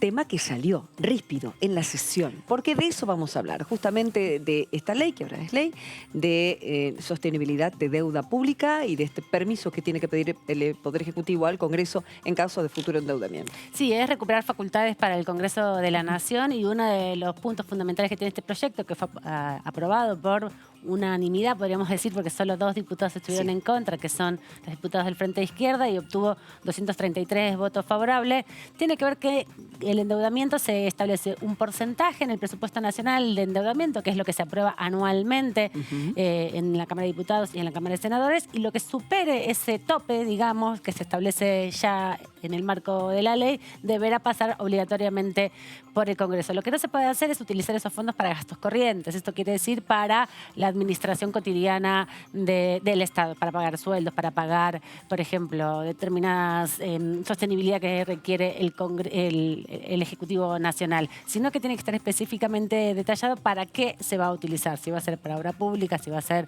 para determinados proyectos, específicamente para luchar contra educación, algún tipo de tema. Salud. Por ejemplo, la violencia de género, ¿no? Todos estos programas que se instalan y que tienen que ver mucho con la necesidad de grandes desembolsos de recursos. Y allí es donde los países se endeudan. El diputado Alejandro Rodríguez habló de este tema con Eduardo Serenelini en DTV Claro. Lo primero que hay que decir es que votamos convencidos ese instrumento ayer, pero digamos la verdad, o por lo menos lo que para mí es la verdad. Es más una iniciativa para el gobierno políticamente diferenciarse de otras gestiones en las que no se recurrió al acompañamiento del Congreso para solucionar o afrontar negociaciones de la deuda, que un arreglo sustantivo de la política en materia de endeudamiento. Entonces, bienvenido al acompañamiento, pero nada dice respecto de la política sustantiva y de sus resultados el haber aprobado ayer ese proyecto. Y en ese sentido es que con mucho respeto compartí algunas ideas. Y es que la Argentina entró, cuando se anunció el reperfilamiento, en realidad entró en default, en cesación de pagos, durante el gobierno de Macri. Y si es que venimos de un reciente default, ¿por qué motivo no aprovechamos todos los argentinos, porque no hay que echarle las culpas a nadie en particular, los primeros meses del año pasado para que los 4.571 millones de dólares que el día 19 de diciembre de 2019, cuando fue la sesión en la que aprobamos la Ley de Solidaridad Social, le dimos al Poder Ejecutivo la posibilidad de emitir una letra o letras por hasta 4.571 millones de dólares para afrontar compromisos en moneda extranjera. Debimos haber usado esos fondos para constituir un adelanto de los compromisos que después íbamos a cerrar con los acreedores. Es decir, tendría que haber sido tomado a cuenta del arreglo, computado como a cuenta del arreglo, porque Argentina estaba en default. Y cuando un país en default hace el esfuerzo de poner 4.571 millones de dólares, debe ser contado a futuro. ¿Qué tal, Karim Alumé? ¿Cómo le va, diputado? San Luis presente esta tarde en la mesa de DTV. Es la primera vez, ¿verdad, Karim, que le habló? ¿De Karin a Karim? No sé. No, la verdad que no. Sí, porque es tocayo, ¿viste? De otro género. Entonces yo me sabría. ¿Verdad? Sí, es la verdad. ¿Ahí nos escuchás bien, Karim? Sí, las escucho bien. Ah, perfecto. Bueno, aquí estamos repasando un poquitito lo que tiene que ver con los temas que hemos hablado de la última sesión, de la importancia de sostenimiento de deuda pública, hemos hablado de ciencia y este financiamiento progresivo que tendrá nuestra ciencia a partir de ahora, con una inyección de dinero mucho mayor, que esperemos que se mueva y que se vean los resultados y que no solamente sea que cada vez que nombramos la ciencia para mencionar que los científicos necesitan cobrar más o algún reclamo, sino poder dar noticias muy esperanzadoras y que cada provincia tenga lo suyo, ¿no? Con respecto a la provincia de San Luis, el tema de financiamiento de ciencia estatal, ¿cómo lo han tomado? Los organismos, imagino que deben estar muy satisfechos allí en la provincia, ¿no? Mira, San Luis tiene 3 universidades nacionales, de la cual la más importante es la Universidad Nacional de San Luis, que siempre fue una universidad que se caracterizó por tener muchas carreras que tenían que ver con investigación científica, porque tenían que ver muchas con física, con química, con biología, muchas veces en un país como la Argentina, que todavía tiene un sistema o una preferencia universitaria del siglo XIX, ya que todos quieren estudiar abogacía o medicina o ser contadores, universidades como esta, la verdad que hoy, y con esta ley, creo yo, un pasito más adelante, vuelven a tomar una importancia estratégica dentro de lo que es el desarrollo de la ciencia y la tecnología en el país. Y San Luis tiene facultades muy importantes como es la de biología molecular, que la verdad que hoy en el mundo es una universidad del siglo XXI total. Así que muy contentos con que sea una ley que apunte a la federalización. Sabemos que es un primer paso y que si la ley el día de mañana quiere un gobierno X, puede transformar en letra muerta. Así que una vez teniendo la ley, la verdad que es un compromiso de todos poder defender las cuestiones que se vayan logrando. Ya hemos tenido experiencias en Argentina de establecer un retroceso importante con el grave resultado de que cada año de desinversión implica perder 10 años de inversión en ciencia y tecnología. Entonces, en ese sentido, la verdad que ojalá que hayamos aprendido con esta pandemia, y lo decíamos en el recinto, la lección de que la ciencia y la tecnología son herramientas fundamentales para el desarrollo y la soberanía de un país. Diputado, ¿cómo está? Amanda Alma lo saluda acá desde el piso. Justamente en el debate que se dio en el recinto, que fue el último de los 4 temas que se estaban discutiendo, hubo una notoria ausencia de diputados y diputadas que se desengancharon, que se desconectaron. Todos tienen que estar conectados por el VPN y además la gran mayoría tienen que estar presencial aquí en la Cámara. ¿Les sorprendió esa actitud? ¿Les sorprendió que muchos de los que estuvieron hablando también a través de esta pantalla y que manifestaron la importancia de dar este paso tan importante para la ciencia y la tecnología al momento de votar no estén? Y si bien salió por unanimidad, debilita en cierto sentido el valor que tiene todo este trabajo que se vino haciendo. Mira, la ciencia y la tecnología, y creo que lo dejamos en bastante discurso en claro, tienen que ver también con una posición ideológica con respecto a lo que es la soberanía y cómo distintas visiones políticas quieren que la Argentina tenga su anclaje en el mundo. O queremos ser un país productor de materias primas para siempre y siempre ser el patio de atrás de muchos países desarrollados, o realmente queremos que nuestro país, si bien es un camino duro y difícil, emprende el camino del desarrollo, y la ciencia y la tecnología es uno de los capítulos importantes para cualquier programa de desarrollo. Y creo que si vos te sentabas a ver cuando empezó este debate, que es un debate muy interesante porque nosotros tenemos en la Cámara mucha gente vinculada a la ciencia y la tecnología, a las universidades nacionales del país, entonces podía llegar a ser un debate interesante. La verdad que ver que la mitad del recinto se había ido a picar algo al subsuelo y la otra mitad estábamos casi todos presentes, la verdad que tal vez nos da una muestra de por qué nuestro país está tan atrasado teniendo recursos humanos tan importantes en materia de ciencia y tecnología. Pero bueno, es el debate que tiene que dar la sociedad y implica la necesidad de un crecimiento social que, como siempre repito, ojalá que dentro de las pocas cosas buenas que va a dejar esta pandemia que traumatiza y castiga al mundo cruelmente, sea ese crecimiento de que las sociedades sepan que no pueden abandonar sus programas científicos tecnológicos. Claro. Diputado Analía Argento lo saluda. A usted se le vence el mandato de este año, ¿no? Completa el mandato. No sé si será indiscreta si le pregunto si va por la reelección y qué piensa de las PASO, ¿no? Porque, bueno, en algunas provincias, imagino que San Luis es una de ellas, hay tensiones a veces, liderazgos, diferencias de liderazgos y entre las bases. Digo, de hecho, Alberto Rodríguez Sá, el gobernador, está enfrentando en una interna al propio presidente de la Nación en el Partido Justicialista. Bueno, primero personalmente, la verdad que yo trato de circular por todos lados. En el Ejecutivo he estado en varios sectores, he estado también en la legislatura provincial. Creo que uno, si quiere formarse y ser útil a la sociedad, tiene que tratar de conocer diferentes aspectos. La verdad que yo estoy muy conforme con mi presencia en el Congreso y bueno, ya veremos en los próximos meses qué sucede en ese sentido, pero la verdad que yo creo que hay que rotar y que las personas tienen que poder formarse en los diferentes sectores del Estado para poder tener una formación más completa. Con respecto a lo que son las PASO, la verdad que yo no solamente creo que hay que suspenderlas, sino yo creo que no tiene que existir más. Lo vengo diciendo desde hace mucho tiempo. Creo que la ley de primarias abiertas, simultáneas y obligatorias, primero a esta altura ya podemos hacer una evaluación de su funcionamiento y creo que la verdad que no aportaron nada positivo. Los partidos siguieron teniendo una estructura débil y se siguieron exacerbando los personalismos en la política, y no solamente que no aportó nada positivo, es decir, no cumplió con ninguno de los fines que quienes la veíamos, la verdad que creíamos que podía llegar a ser importante, sino que también generó consecuencias muy adversas que tienen que ver en muchos lugares.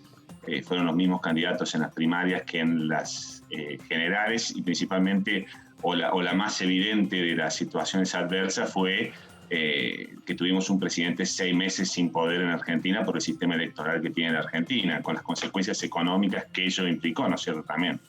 Bueno, pero eso tiene que ver con las PASO, tiene que ver con los tiempos, en definitiva, porque hay lugares, hay sectores, hay distritos donde se han dirimido historias o históricas representaciones con la posibilidad de que nuevas generaciones y nuevos espacios asuman dentro de las internas también. Y la realidad es que entre las PASO y la Asunción son 6 meses, como usted bien planteaba, que generaron alguna dificultad, pero tiene que ver con la continuidad política del Estado y administrativa que no se puede desconocer. ¿Cuáles son las responsabilidades? ¿Es del sistema o de quienes lo representan, en definitiva?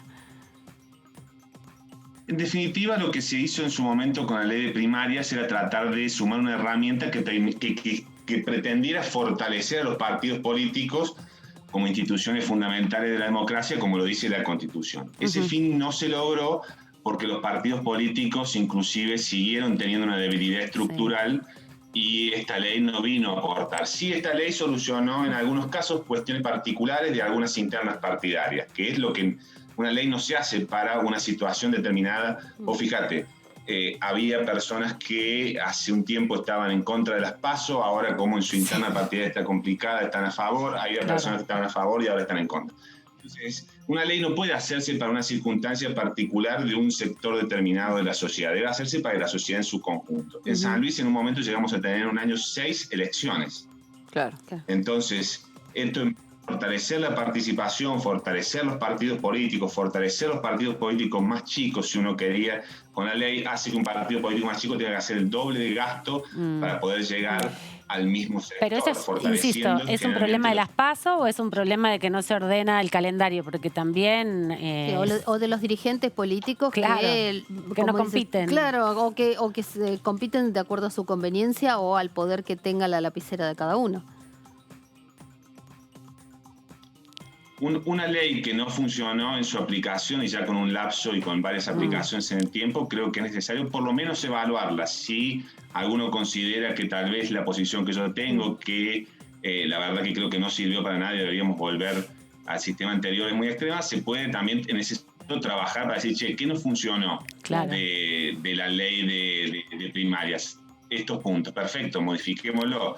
Igualmente, la apetencia momentánea o contemporánea de los dirigentes políticos hace que algunos quieran resolver su interna, principalmente en la provincia de Buenos Aires con esta ley, y el resto de Argentina, en algunos lugares, como les decía, nos sometemos a 6 elecciones, lo que hace que en la 5ª y 6ª elección prácticamente los ciudadanos no tengan ni siquiera interés en participar. Entonces, no generó los efectos que buscaba y generó cuestiones adversas que la verdad que podríamos hacer un libro de las cuestiones adversas en los distintos lugares del país.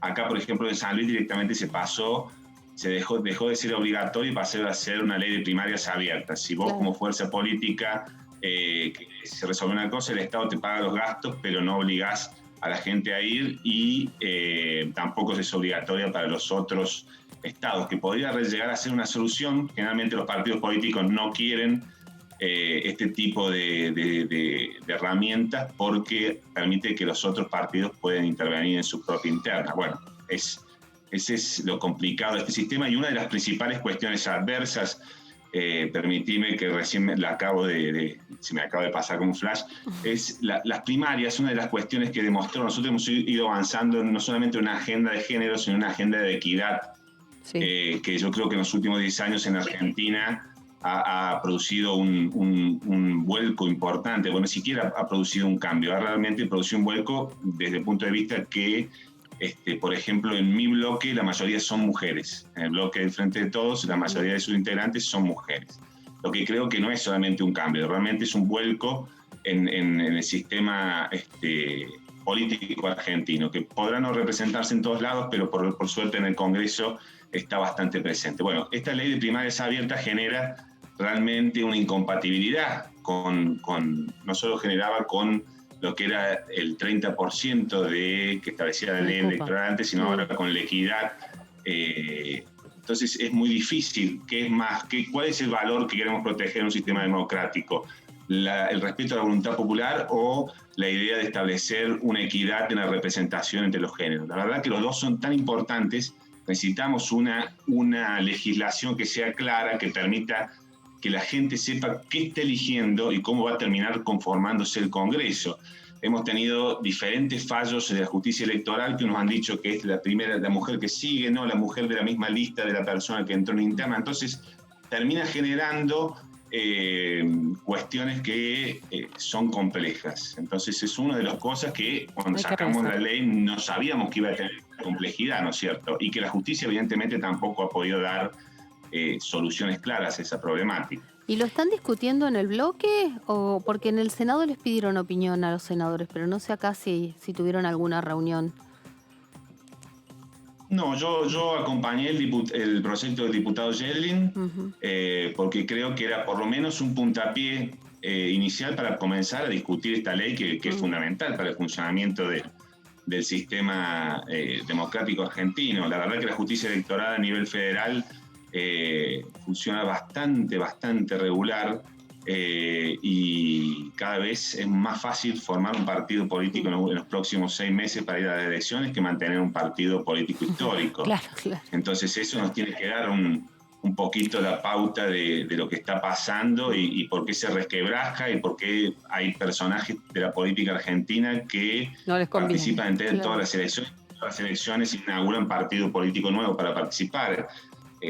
Lo que creo yo que si uno compara las democracias del mundo desarrollado, donde los propios partidos tienen centenares y van modificándose, pero dentro de su propia estructura, y de vez en cuando aparece un outsider del sistema, en Argentina son todos outsiders y casi no quedan partidos tradicionales. Entonces eso termina generando que vos tengas una mixtura política, que cada uno negocie personalismos, y lo que nosotros tenemos que plantear son proyectos políticos con programas que tengan atrás para que la gente pueda saber a qué atenerse cuando son gobiernos, ¿no es cierto? Difícil eso, cuando votamos más a la figura, qué dice, qué no dice, qué cara puso, qué traje se puso, qué otra cosa, ¿no? No sé si es una cuestión idiosincrática que se repite en muchos países, ni que hablar con esos outsiders, llegan a la presidencia y la pierden. En el caso de Estados Unidos, con el último caso, pero bueno, ahí triunfó la política tradicional. Quería aprovechar y preguntarle al diputado, porque uno de los temas de extraordinarias, pero que no se vislumbra que se vaya a discutir, tiene que ver con los temas judiciales, ¿no? Con la reforma del sistema federal. Usted hizo alguna referencia a la justicia electoral federal, también la necesidad de modificar la forma en que se elige al procurador o a la procuradora general de la Nación, a quien es jefe de los fiscales. ¿Cómo ve la posibilidad de que esto se discuta o el clima político que hay en Argentina? Porque la situación judicial está complicada con algunas decisiones de traslados de causas que se han visto en estas horas.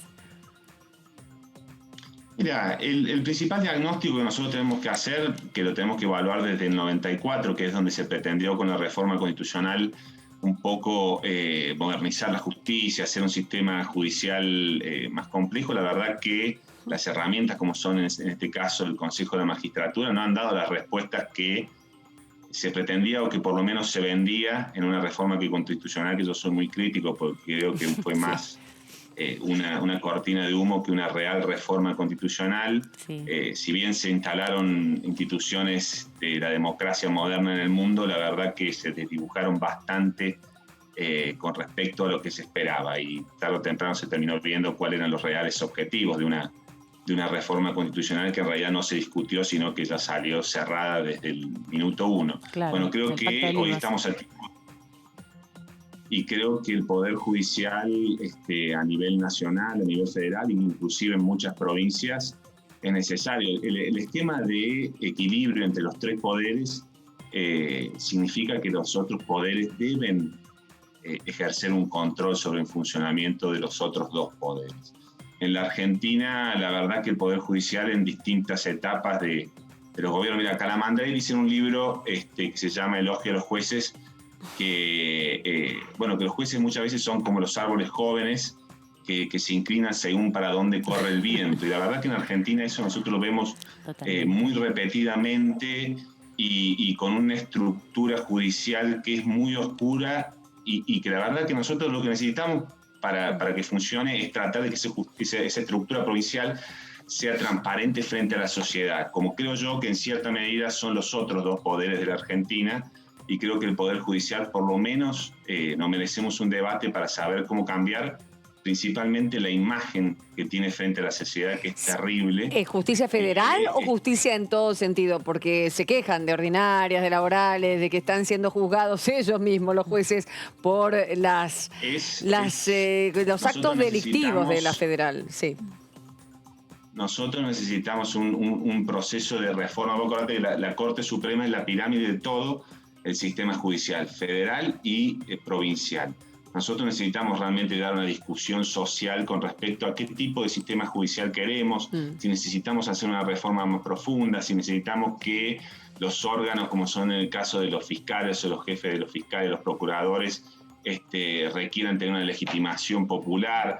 El debate, la verdad, que es muy profundo y requiere la necesidad de evaluar cada uno de los plazos. Yo creo que el proyecto que se ha presentado en el Congreso por lo menos es un puntapié inicial para decir, bueno, este debate que tal vez lo debíamos haber dado hace 10 años o empezaba a dar hace 10 años, la verdad que siempre es tarde, pero nunca es tan tarde. Pero siempre hay resistencias, ¿no? Porque cuando se aprobó acá en el 2014 la reforma judicial para la elección directa de los jueces, se judicializó también en los plazos de las cautelares. Hay cuestiones que hacen a la mejora, que se intentaron y que los sectores de la oposición plantean que hay temas que no quieren discutir, y hay situaciones que realmente ya rayan la parodia en un sentido, ¿no? Hay procuradores que están más allá del tiempo que les corresponde, o jueces que no se quieren jubilar. Hoy se conoció esa información que se va a intimar a los jueces que iniciaron su proceso jubilatorio y siguen en el cargo, ¿no? Digo, es muy complejo que las 18 denuncias que se han hecho por violencia de género tengan un plazo. El Poder Judicial es un poder que se autoprotege, que tiene una identidad sectorial bastante importante. Mira, desde aquel fallo Fight en donde declararon inconstitucional un artículo de la Constitución que parece redundante, pero bueno, ya te dice un poco cómo funciona el sistema judicial en Argentina. Después tenemos miles de situaciones en donde, yo me acuerdo hace un par de años, en el 2018 yo planteé en una sesión la necesidad de que los jueces paguen en su totalidad ganancias, y la verdad que la reacción sectorial fue, al otro día a las 8 de la mañana ya teníamos una movida del Colegio de Magistrados. Entonces, claro, esa demostración de protección de intereses de muchos sectores, no solamente estoy dando un ejemplo personal solamente, pero la verdad que se manifiesta en muchos aspectos, y principalmente en la estructura judicial argentina, que tiene el carácter de ser vitalicia. Muchas veces tienen jueces que responden más que a la justicia como valor supremo, a los intereses que los llevaron a ocupar esos cargos, ¿no es cierto? Y eso es lo que tiene que discutir la sociedad argentina. Sí.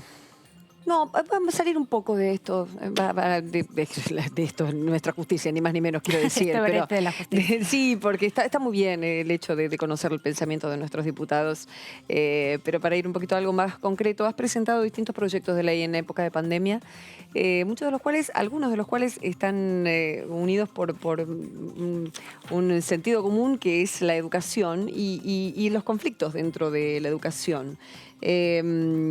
Proyecto para crearse un programa nacional de asistencia a las víctimas y victimarios del acoso escolar, por ejemplo, o también proyecto,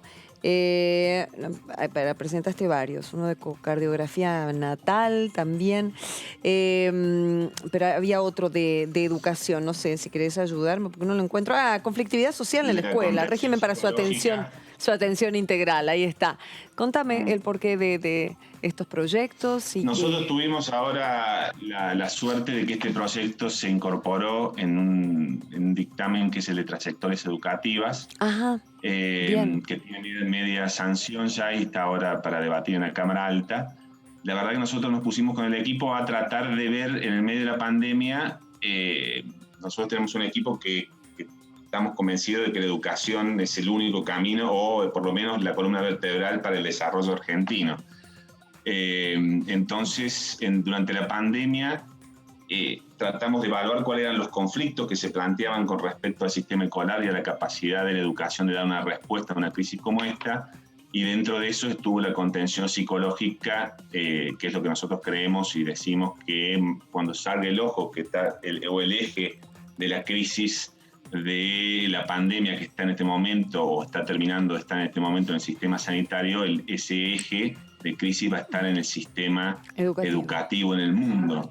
Entonces queríamos prepararnos y con distintos proyectos pudimos sacar un proyecto integral que fue ese que tiene media sanción, que tiene que ver con las trayectorias educativas, y en el caso de nuestro capítulo con la contención psicológica y tratar de formar a los docentes para que puedan saber con qué van a encontrarse, porque después de un año de chicos que sufrieron un nivel de estrés bastante importante, la verdad que es esa primera línea de batalla que en este momento la tienen los médicos, que están empezando a tener los docentes, la verdad que va a ser un desafío importante para nuestra sociedad. Esperemos, por ahora se están peleando todos con el comienzo de las clases. Hoy arrancó en Ciudad, en pleno, polémica, que padres que sí, que no están las escuelas preparadas. Tiene que ver mucho con el distrito, tiene que ver mucho con la escuela, de hecho tiene que ver todo, porque es la escuela misma quien determina la modalidad. No sé tus chicas, Analía, pero las mías todavía no sé, y estoy en provincia de Buenos Aires. No, bueno, en la ciudad de Buenos Aires de todos modos no empezaron todos los chicos, ni van a ir todos los días, porque depende de la escuela. Hay algunos que tienen días alternados, hay algunos que van a hacer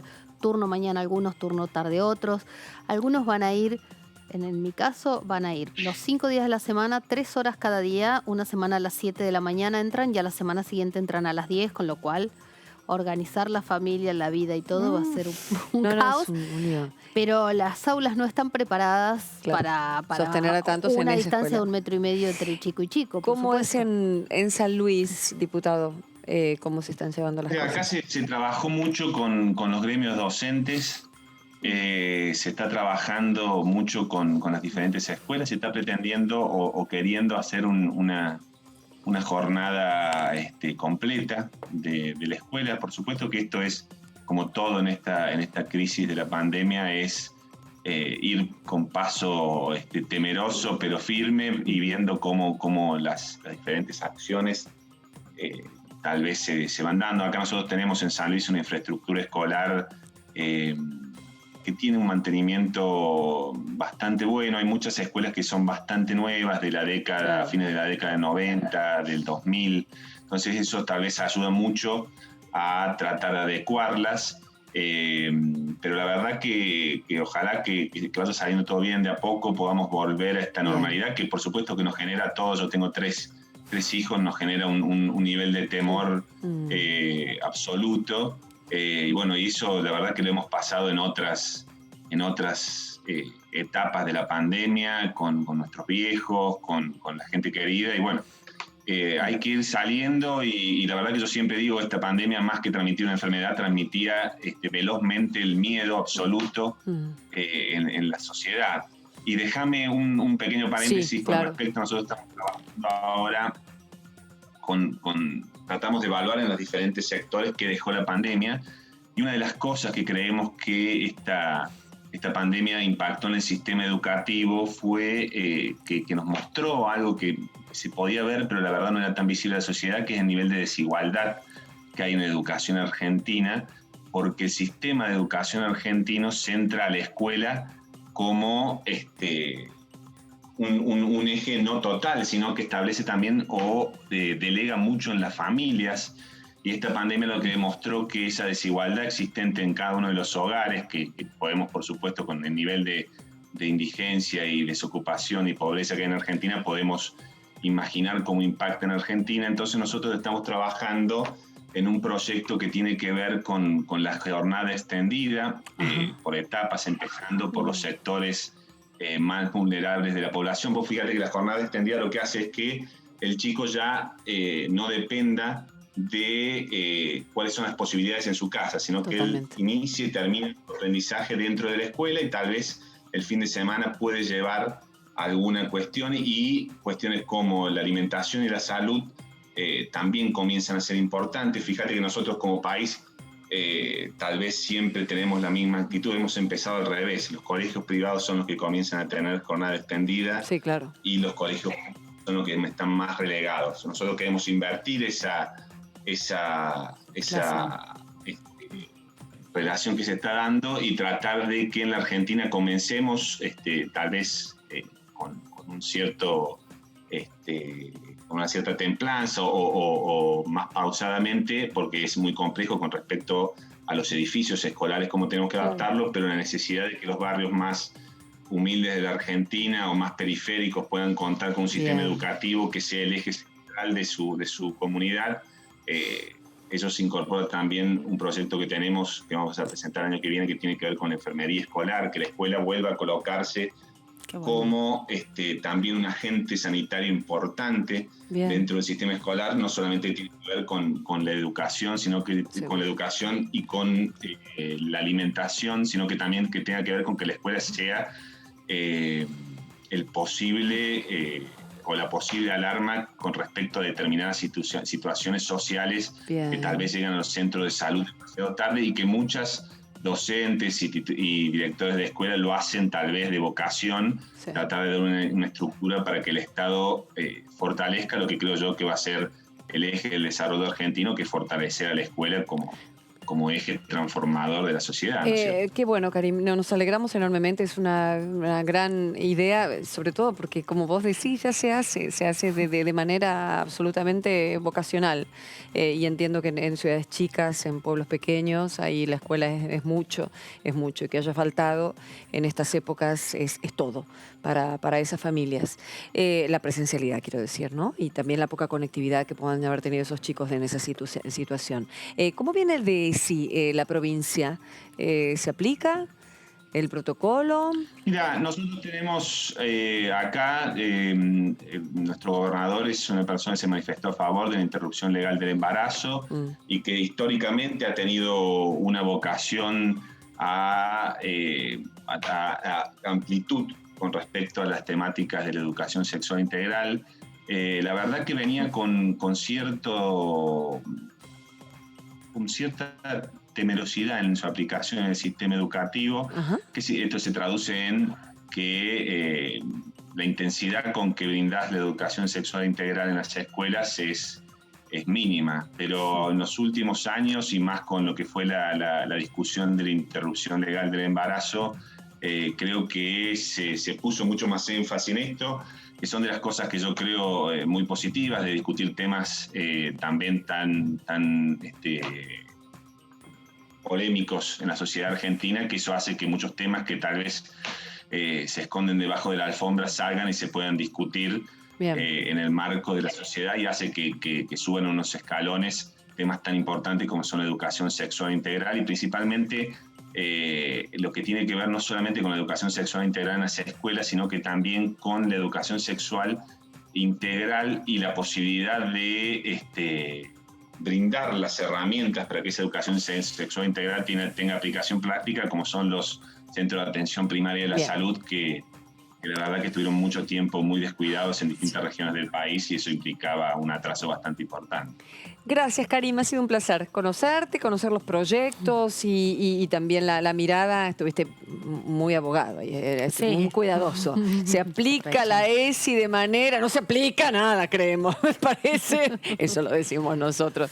Se da la sensación y que esperemos que ahora con la nueva ley... Hubo un cambio en eso que te digo yo. Hubo un cambio a partir que se empezó a discutir la interrupción legal del embarazo. Bueno. Fue un tema que se activó. Bien. Son de las cosas importantes que también se generan. Eso, está muy bien. Gracias, diputado. Gracias, Puntano, un placer. Muchas gracias, muy amable por su tiempo. Nos vemos. Muchas gracias a ustedes. Hasta luego. Bien, recorriendo un poco el país, entendiendo cómo están funcionando hoy las provincias con distintos temas que se han aprobado en sesión y con otros que mismos los diputados de su bloque quieren ellos mismos poner en agenda, y ya vamos pispeando un poquito por dónde viene cada uno, ¿no? Es interesante ver cómo el diputado recién nos explicaba la importancia de ir revisando los procesos legislativos, ¿no? Argentina lleva el proceso más largo en su historia democrático, menos interrumpido, quiero decir, y en ese sentido es interesante ver cómo pasó también con la ESI, que se plantea, bueno, ¿por qué no se puede aplicar? La descentralización de la educación es un factor fundamental porque es responsabilidad de las provincias, hay ahí una cuestión constitucional que hay que atender, pero sí revisar los procesos, ¿no? ¿Cuánto han aportado, cuánto no, cuánto se puede cambiar algo de la ley y no necesariamente tirarla a la basura y hacer una nueva? Claro. ¿no? Sino ir adaptándola a la necesidad. Es vida, la vida se mueve y la letra, si no, queda muerta. Si no se aplica y se pone, ¿no? Llamó la atención en campo. Lo que dijo de las PASO, ¿no? Que a veces es más fácil fundar un nuevo partido que mantener un partido tradicional, porque uno ve, por ejemplo, en estos días hay procesos de elecciones internas, tanto en el Consejo Nacional del Partido Justicialista, que hay que ver cómo termina, y después hay un proceso de elecciones ahora, el 21 de marzo. Esta semana se presentaron 3 listas, una se bajó, que es la de Sergio Berni, la que quedó es la de Alberto Fernández, con gobernadores, diputados, funcionarios y demás, la de mayor peso político, y después una de Alberto Rodríguez A de San Luis, que va con Milagro Sala, con Gabriel Mariotto, con Alessandra Minichilli, que es la esposa de Julio De Vido. Digamos, son muy diferentes las dos listas. Una tiene todo el peso de los gobernadores, de los distintos sectores del PJ, de la cámpora, del cristinismo, del peronismo. También de la Cámara de Diputados, porque sería vicepresidenta del PJ por primera vez en la historia, Cristina Álvarez Rodríguez. Claro, una mujer nacional, sobrina nieta de Eva Perón. Claro, va a tener mitad y mitad de hombres y mujeres la lista. Bueno, ese es un proceso que, aunque hubiera una lista de unidad, de todos modos el proceso se tiene que respetar, ¿no? El radicalismo está en todo el país y arrancan en la provincia de Buenos Aires y en Córdoba también con un proceso de renovación de autoridades, que es importante, lo digo rapidito, es para no solo las autoridades de cada radicalismo del comité de la provincia, sino que también eligen los delegados al Comité Nacional y a la convención, que después son los que definen si te aliás o no, si puedes hacer una alianza como la que se hizo, si se mantiene la alianza con el PRO y la coalición cívica, las plataformas, el peso que el radicalismo quiera tener dentro de esa coalición, si va a tener un candidato propio en las primarias del 2023, por ejemplo. O sea, se definen muchas cosas. Bien. Pero yo te diría que son los dos partidos que tienen proceso interno, porque Patricia Bullrich es la presidenta del PRO y, digo, es un ¿No hay elecciones ahí adentro? la eligieron. Ya está. Y la coalición cívica también tiene... claro. Sí, tiene líderes en definitiva que no entran en disputa interna para ver quién conduce ese espacio, ¿no? Obviamente la coalición cívica está ahí Lidita Carrió, que es la referente máxima, más allá de que sea o no diputada, que esté o no participando. Y en el caso de Juntos por el Cambio hubo un acuerdo entre Álcoles y Palomas, en definitiva. Sí, bueno, pero que ahora cuando haya que definir las listas de candidatos hay que ver qué pasa en la provincia de Buenos Aires. Hay muchas cosas que por ahí una PASO resolvería. Claro. Pero también deja heridos y demás. Lo que te quiero decir es que los partidos tradicionales tienen cierta institucionalidad, pero el resurgimiento, como decía recién, a veces va primero el candidato y después el partido, ¿no? Sí, claro, Mauricio Macri generó un partido, genera candidatos que pasaron de la actividad privada a la pública, porque vos tenés partidos como el radicalismo o el peronismo que tienen dirigentes que toda su vida fueron militantes políticos, y en el PRO tenés mucha gente nueva que viene de, no sé, de CIPEC, de distintos organismos, del tercer sector, como se le llamaba en sector su momento, social, ¿no? El sector social y demás. De las ONGs. Sí, fundaciones, ONGs, tal cual. Además de su actividad privada, que su actividad social era a través de esas instituciones. Entonces lo que decía recién el diputado, blanqueando un poco, porque es algo que pocos dicen, no sirven para nada, dijo. Claro. Lo dice, por ejemplo, Pablo Tonelli del PRO desde hace mucho, desde que arrancaron las PASO. Pero en general todos dicen, bueno, no, por este turno. Hay distritos y distritos también, tal cual, ¿no? También. Ese es el tema, que la ley, si bien no puede adaptarse a una situación particular de circunstancia coyuntural, la realidad es que los distritos hay distintos niveles de disputa, ¿no? Hay que ver también y analizar. San Luis es una provincia donde la disputa interna tiene también un camino determinado y que hay determinadas presencias o determinados personajes que se reparten el poder en definitiva y no hay líneas internas que disputen o que tengan la posibilidad de disputar en esos distritos. La realidad es que es muy complejo, pero sí estaba bueno analizar esta dinámica, ¿no? Que el proceso argentino de las elecciones es muy complejo, ha cambiado mucho, cambió en el 94 de hecho, que dejamos el colegio electoral y pasaron 20 años, no tanto más, y ahora recién hace 10 que existen las PASO, ¿no? Claro. Lo que sí también cambió muchísimo. ¿10 años ya cumplió? Y cumple 10 años, sí, en relación también a cómo es el volumen de votantes, ¿no? Luego de las PASO se habilitó el voto a los jóvenes de 16 años.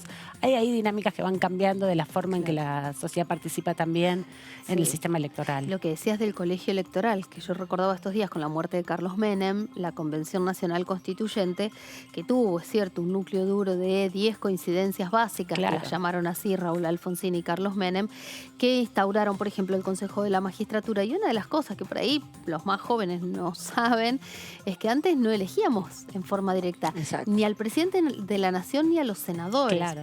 Por empezar había 2 por cada provincia, ahora hay 3, 2 entran por la mayoría, 1 por la minoría.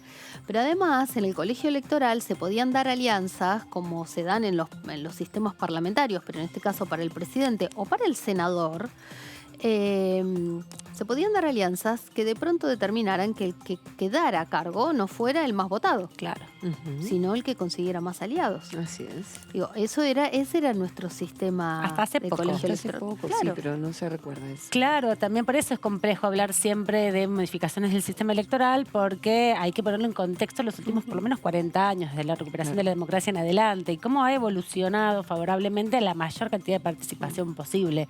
Es verdad, se vota muchas veces, también por lo que decía Analía hace un rato que le preguntaba a la diputada Figueroa, hay provincias que en su constitución tienen desfasado el proceso electoral. Que fueron no puede haber que en una reformas. provincia en el año 6 veces vayan a votar. Claro. Es desgastante absolutamente. Pero eso tiene que ver con el desfasaje que han hecho también las provincias en relación a las especulaciones de las mayorías coyunturales que tienen. Claro, en sus respectivos partidos. Respectivos distritos, ¿no? Pensemos que hasta este año que pasó había provincias donde no había participación de mujeres, casi, porque no había ley de paridad y todavía provincias que no la han constituido de manera local. Entonces hay una complejidad ahí que no es tan fácil de analizar y decir se suspende o no se suspende, porque hay distritos donde todo se dirime por la interna, en definitiva. En la ciudad de Buenos Aires es obligatorio que sean desglosadas de la elección nacional por una cuestión de mantener la autonomía, ¿no? Porque a veces el peso de la elección nacional arrastra, es como una sombra y se discuten cuestiones nacionales y no locales. Yo creo que eso también fue en un principio porque la ciudad estaba muy atada a la nación, ¿no? Quizás también en la revisión de temas se podría rever eso, pero también es cierto que en el caso de muchos gobernadores, el adelantamiento de las elecciones es una estrategia simplemente para, si al presidente de la nación, de tu signo político incluso, no le va muy bien, apurar la decisión. O si a vos, gobernador, te va mejor que al presidente del otro partido, suponete que es una provincia radical, positiva. Separás para que no te arrastre ni a favor ni en contra. Ahora, ¿no? lo de Salta en julio es notable también, ¿no? Sobre todo por la situación en la que estábamos. Sí, o la contradicción. De hecho, discutiendo, hay un proyecto de ley destinado a evitar que la gente se junte por esta razón pandémica y bueno, aparece Pero la autonomía de las provincias es la base de la constitucionalidad argentina, ¿no? El federalismo no es solamente en términos económicos, sino específicamente y principalmente en términos políticos, porque son preexistentes. Antes de la nación existían las provincias. De hecho, en estos días, hoy el gobernador de la provincia de Entre Ríos inauguró las sesiones ordinarias y tienen 4 años más, digamos, de historia.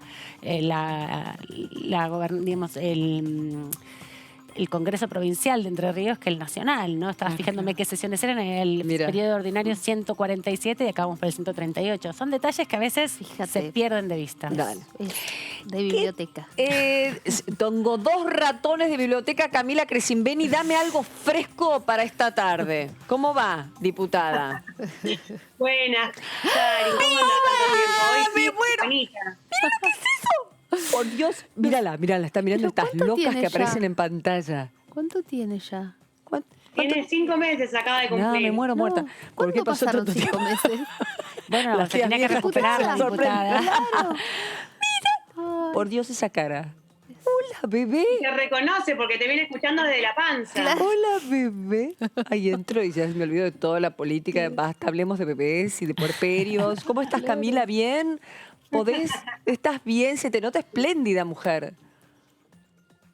Re bien. Es que de a poquito uno va durmiendo más, pero bueno, ahora se viene la crisis del 8º mes, dicen que es difícil, así que vamos a juntar energía para eso. Mira, yo lo único que aprendí, no sé vos, Ana, no sé vos de tus amigas que han sido madres. No tengo idea. Escuchá a las amigas madres. Yo tuve mellizas, se niega acá. Disfruta, Camila. Tal cual. Lo que te dicen, viene esto, viene lo otro. ¿No? Tal vez tu bebé lo pasa así y vos estás en cualquier momento bien en la crisis. No le des bolilla a nada. Se la ve divina y chusmeando todo. Así que a disfrutar. No, por eso te digo que te sigue desde la panza, porque desde que venimos hablando, así que debe reconocer la voz. Claro. Cuando no se duerme le pone Diputados TV. Me muero para que duerma. Espero que no sea la única.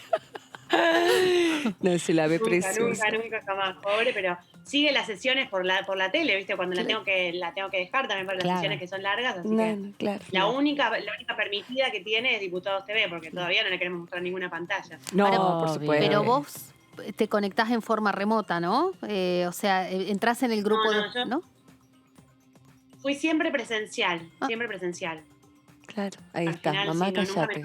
Nunca me quedé en la licencia porque justo cuando Juana nació el 13 de septiembre, ahí en Virginia pasaron 2 cosas. Para empezar, se trabajaron temas ambientales en los que yo estaba involucrada, así que también participé, tanto de la ley Escazú como de la ley Yolanda, que fue también de mi autoría, así que siempre seguimos yendo. Así que también con el IBE, que fue importantísimo y bueno, obviamente fue presencial, así que siempre seguí yendo. ¿Y ahora empezás a averiguar temas crianza para hacer proyectos o meterte un poco más en familia o no? ¿O maternidad viene separado de la DIPU por ahora? No, bueno, no sé si les quería contar, pero nosotros con varias madres y padres también, diputadas y diputados de los distintos espacios políticos, ya empezamos a hablar de temas vinculados con las licencias por paternidad y maternidad. Sí, es lo que sigue, ¿verdad? Es muy prolífero. Es lo que sigue, adopción y eso, me parece. En este año, ¿cómo viene el tema, ya que estás mencionándolo? Y a ver, requiere de consensos importantes porque es un cambio muy fuerte en paradigma. El paradigma ya cambió, esa es la realidad. La ley va por detrás de lo que está sucediendo hoy y lo que necesitamos que cambie, porque al final estamos educando ciudadanas y ciudadanos que realmente requieren, y es ahora lo viví en carne propia, lo relevante que es la presencia, el contacto, el cariño, el que los padres también puedan ser parte, que lo quieren ser muchas veces y todavía el sistema laboral no está acomodado a lo que realmente no solo sentimos, sino que también necesitamos como sociedad. Y de hecho hay de una manera algunos antecedentes, ¿no? En la ley de teletrabajo se planteó justamente un poco este debate, la situación de la persona que está teletrabajando y tiene hijos a cargo en ese momento, bueno, la necesidad también de contemplar ausencias en la jornada laboral. Están instalando el tema. Exactamente, también dentro de lo que es la virtualidad, también en muchos casos para la maternidad y paternidad sirve mucho, digamos, no reemplaza, porque en definitiva, como habremos visto este año con lo que es con la no vuelta a la escuela, con la dificultad de la escolaridad, para muchos padres la virtualidad igual se hizo compleja, pero para algunas partes de la maternidad y paternidad también sirve bastante la virtualidad como herramienta para ir alternando. Así que estamos estudiando un poco el tema de nuevo para ver a cómo estamos hoy en el 2021 para poder hacer realmente una buena nueva ley de licencias por paternidades y maternidades. Pero también en el caso de los diputados y las diputadas directamente no tienen. O sea, vos recién nos decías que venís a las sesiones porque son temas que te interesan o en los que trabajaste específicamente, pero no podrías gozar, o sea, figurarías como ausente si no participaras. Exactamente. O sea, no está pensado. El régimen claramente quedó antiguo de cuando la mayoría de los diputados eran varones, obviamente, o más grandes. Pero la realidad es que hoy en el Congreso, como les decía, este último año nacieron 6, 7 niños de diputados y diputados jóvenes, o más, y siguen más en camino, con lo cual es un tema que está muy presente, por lo menos en nuestra generación, y que queremos también concientizar a otras generaciones a que nos apoyen también en esta necesidad. De hecho, el viernes pasado estuvimos con un diputado que estaba a punto de parir también, su mujer, Godoy, diputado Godoy. Leandro. Francisco de San Juan. De San Juan se iba, paría la mujer en horas y estaba todo preocupado. Yo nervioso, no, tranqui. Ya te liberamos, le decía. Sí, y otro tema ahora es con la escuela, bueno, no sé si es para un proyecto de ley o es la coyuntura, pero la locura que es esto de la escuela, 2 o 3 horas, laburamos, con quién dejamos al chico, quién lo va a buscar, y se entiende que el Ministerio de Trabajo dio una orden concreta y precisa en que sean declaraciones juradas las que se presenten diciendo que los trabajadores tienen ese problema de la escuela partida y de la imposibilidad de atender la cuestión laboral cuando se trata de ir a buscar a la criatura en horario, 1 hora y media hasta ahora, y bueno, ciertas situaciones que familia, bueno, necesita. Bueno, hoy ya algunas escuelas empezaron, por lo menos ahí charlábamos temprano también con lo que es Ciudad de Buenos Aires, que parece que fue una gran jornada, nos decían, en la vuelta a clase, además de los padres y las madres que están a cargo de esos chicos, también la necesidad del contacto, del conocimiento, de aprender, de las relaciones. Y obviamente la virtualidad, no reniego porque es parte de lo que, no solo lo que viene, lo que es hoy en día la realidad. Pero es verdad que nada reemplaza también el aprender a relacionarse, la paciencia, la tolerancia, la frustración, como además de la experiencia de aprendizaje concreta, en inteligencias más aplicadas, la parte del encuentro y de las relaciones creo que es también muy importante para que las chicas y los chicos crezcan sanos y eso, bueno, va a ser importante para este año. Ya te liberamos, faltan 2 minutos nada más. Se la paso solita a mi mamá que me vino a ayudar. Dale, hermosa, beso a la Abu. Que se asome si quiere. ¿Cómo dijo que se llama? ¿Cómo se llama? La nena Juana. Sí, la gordita. Escucha. Sabe todo. Y me gusta, presta atención a los temas. Pregúntame algo de deuda pública, por ahí me lo tengo que chequear, pero las cosas que me importan me la cuento. Alguno de los seis te tendría que tocar de ahijado. Claro, cosita, mi amor, me manda que le ponga el programa para dormir. Chocho. La tía. ¿Qué estás leyendo, Camila? ¿Qué tenés en tu escritorio? ¿Qué tema estás revisando? ¿Paso? ¿Ganancias? ¿Qué estás viendo? Además de temas de maternidad, ¿no? Exacto. No, seguimos viviendo temas de género siempre, porque además estoy en la comisión y bueno, a la luz de cómo sigue aprendiendo y justo ahora más había la movilización en estos minutos por el femicidio de Úrsula, seguimos trabajando con temas de igualdad que avancen más sobre la forma en la que nos relacionamos, no solamente porque la prevención ya muy cerca del momento que está cerca del femicidio es tan riesgoso, estamos viendo lo difícil que es, inclusive cuando se hacen las denuncias, entonces tenemos que seguir trabajando más y más en todas las etapas del crecimiento, del nacimiento de los niños y niñas en sociedades que sean muchísimo más igualitarias y abiertas, porque realmente es algo que me preocupa enormemente. Y después, obviamente, bueno, te mencionaba temas de educación, temas ambientales siempre. y sobre todo temas también vinculados con emprendedores y jóvenes que nos estuvieron escribiendo tanto por economía del conocimiento como de la necesidad de tener un año prolífero en lo económico para todos los argentinos y argentinas, que algunos andan un poco preocupados. Mira, escúchame, la paternidad te afiló, porque yo pensaba que por ahí, no, a full. Gracias, diputada. Dice que tenés poco tiempo, así que lo aplicás un poco mejor. Se hablaba rápido, ahora te va a hablar más rápido. Camila, vamos a profundizar todos estos temas, por supuesto, en otra ocasión. Gracias por ese regalo precioso de mostrarnos a Juana, que la seguimos desde toda su gestación con tu panzota. Así que un abrazo y muchas gracias. Muchas gracias, Javi, muchas gracias a todas. Que tengan buena tarde. Chao, chao. La tenía un poquito, el olorcito que debe tener. Bueno, a bebé. Nos cambió el día, nos cambió el día. Sí, acá las tías ellas dos hablando de las PASO. Se conmovieron. Bueno, señores, sigan en DTV, por supuesto, toda la información parlamentaria y siempre algo más de nuestros diputados y diputadas. Chao, hasta la próxima.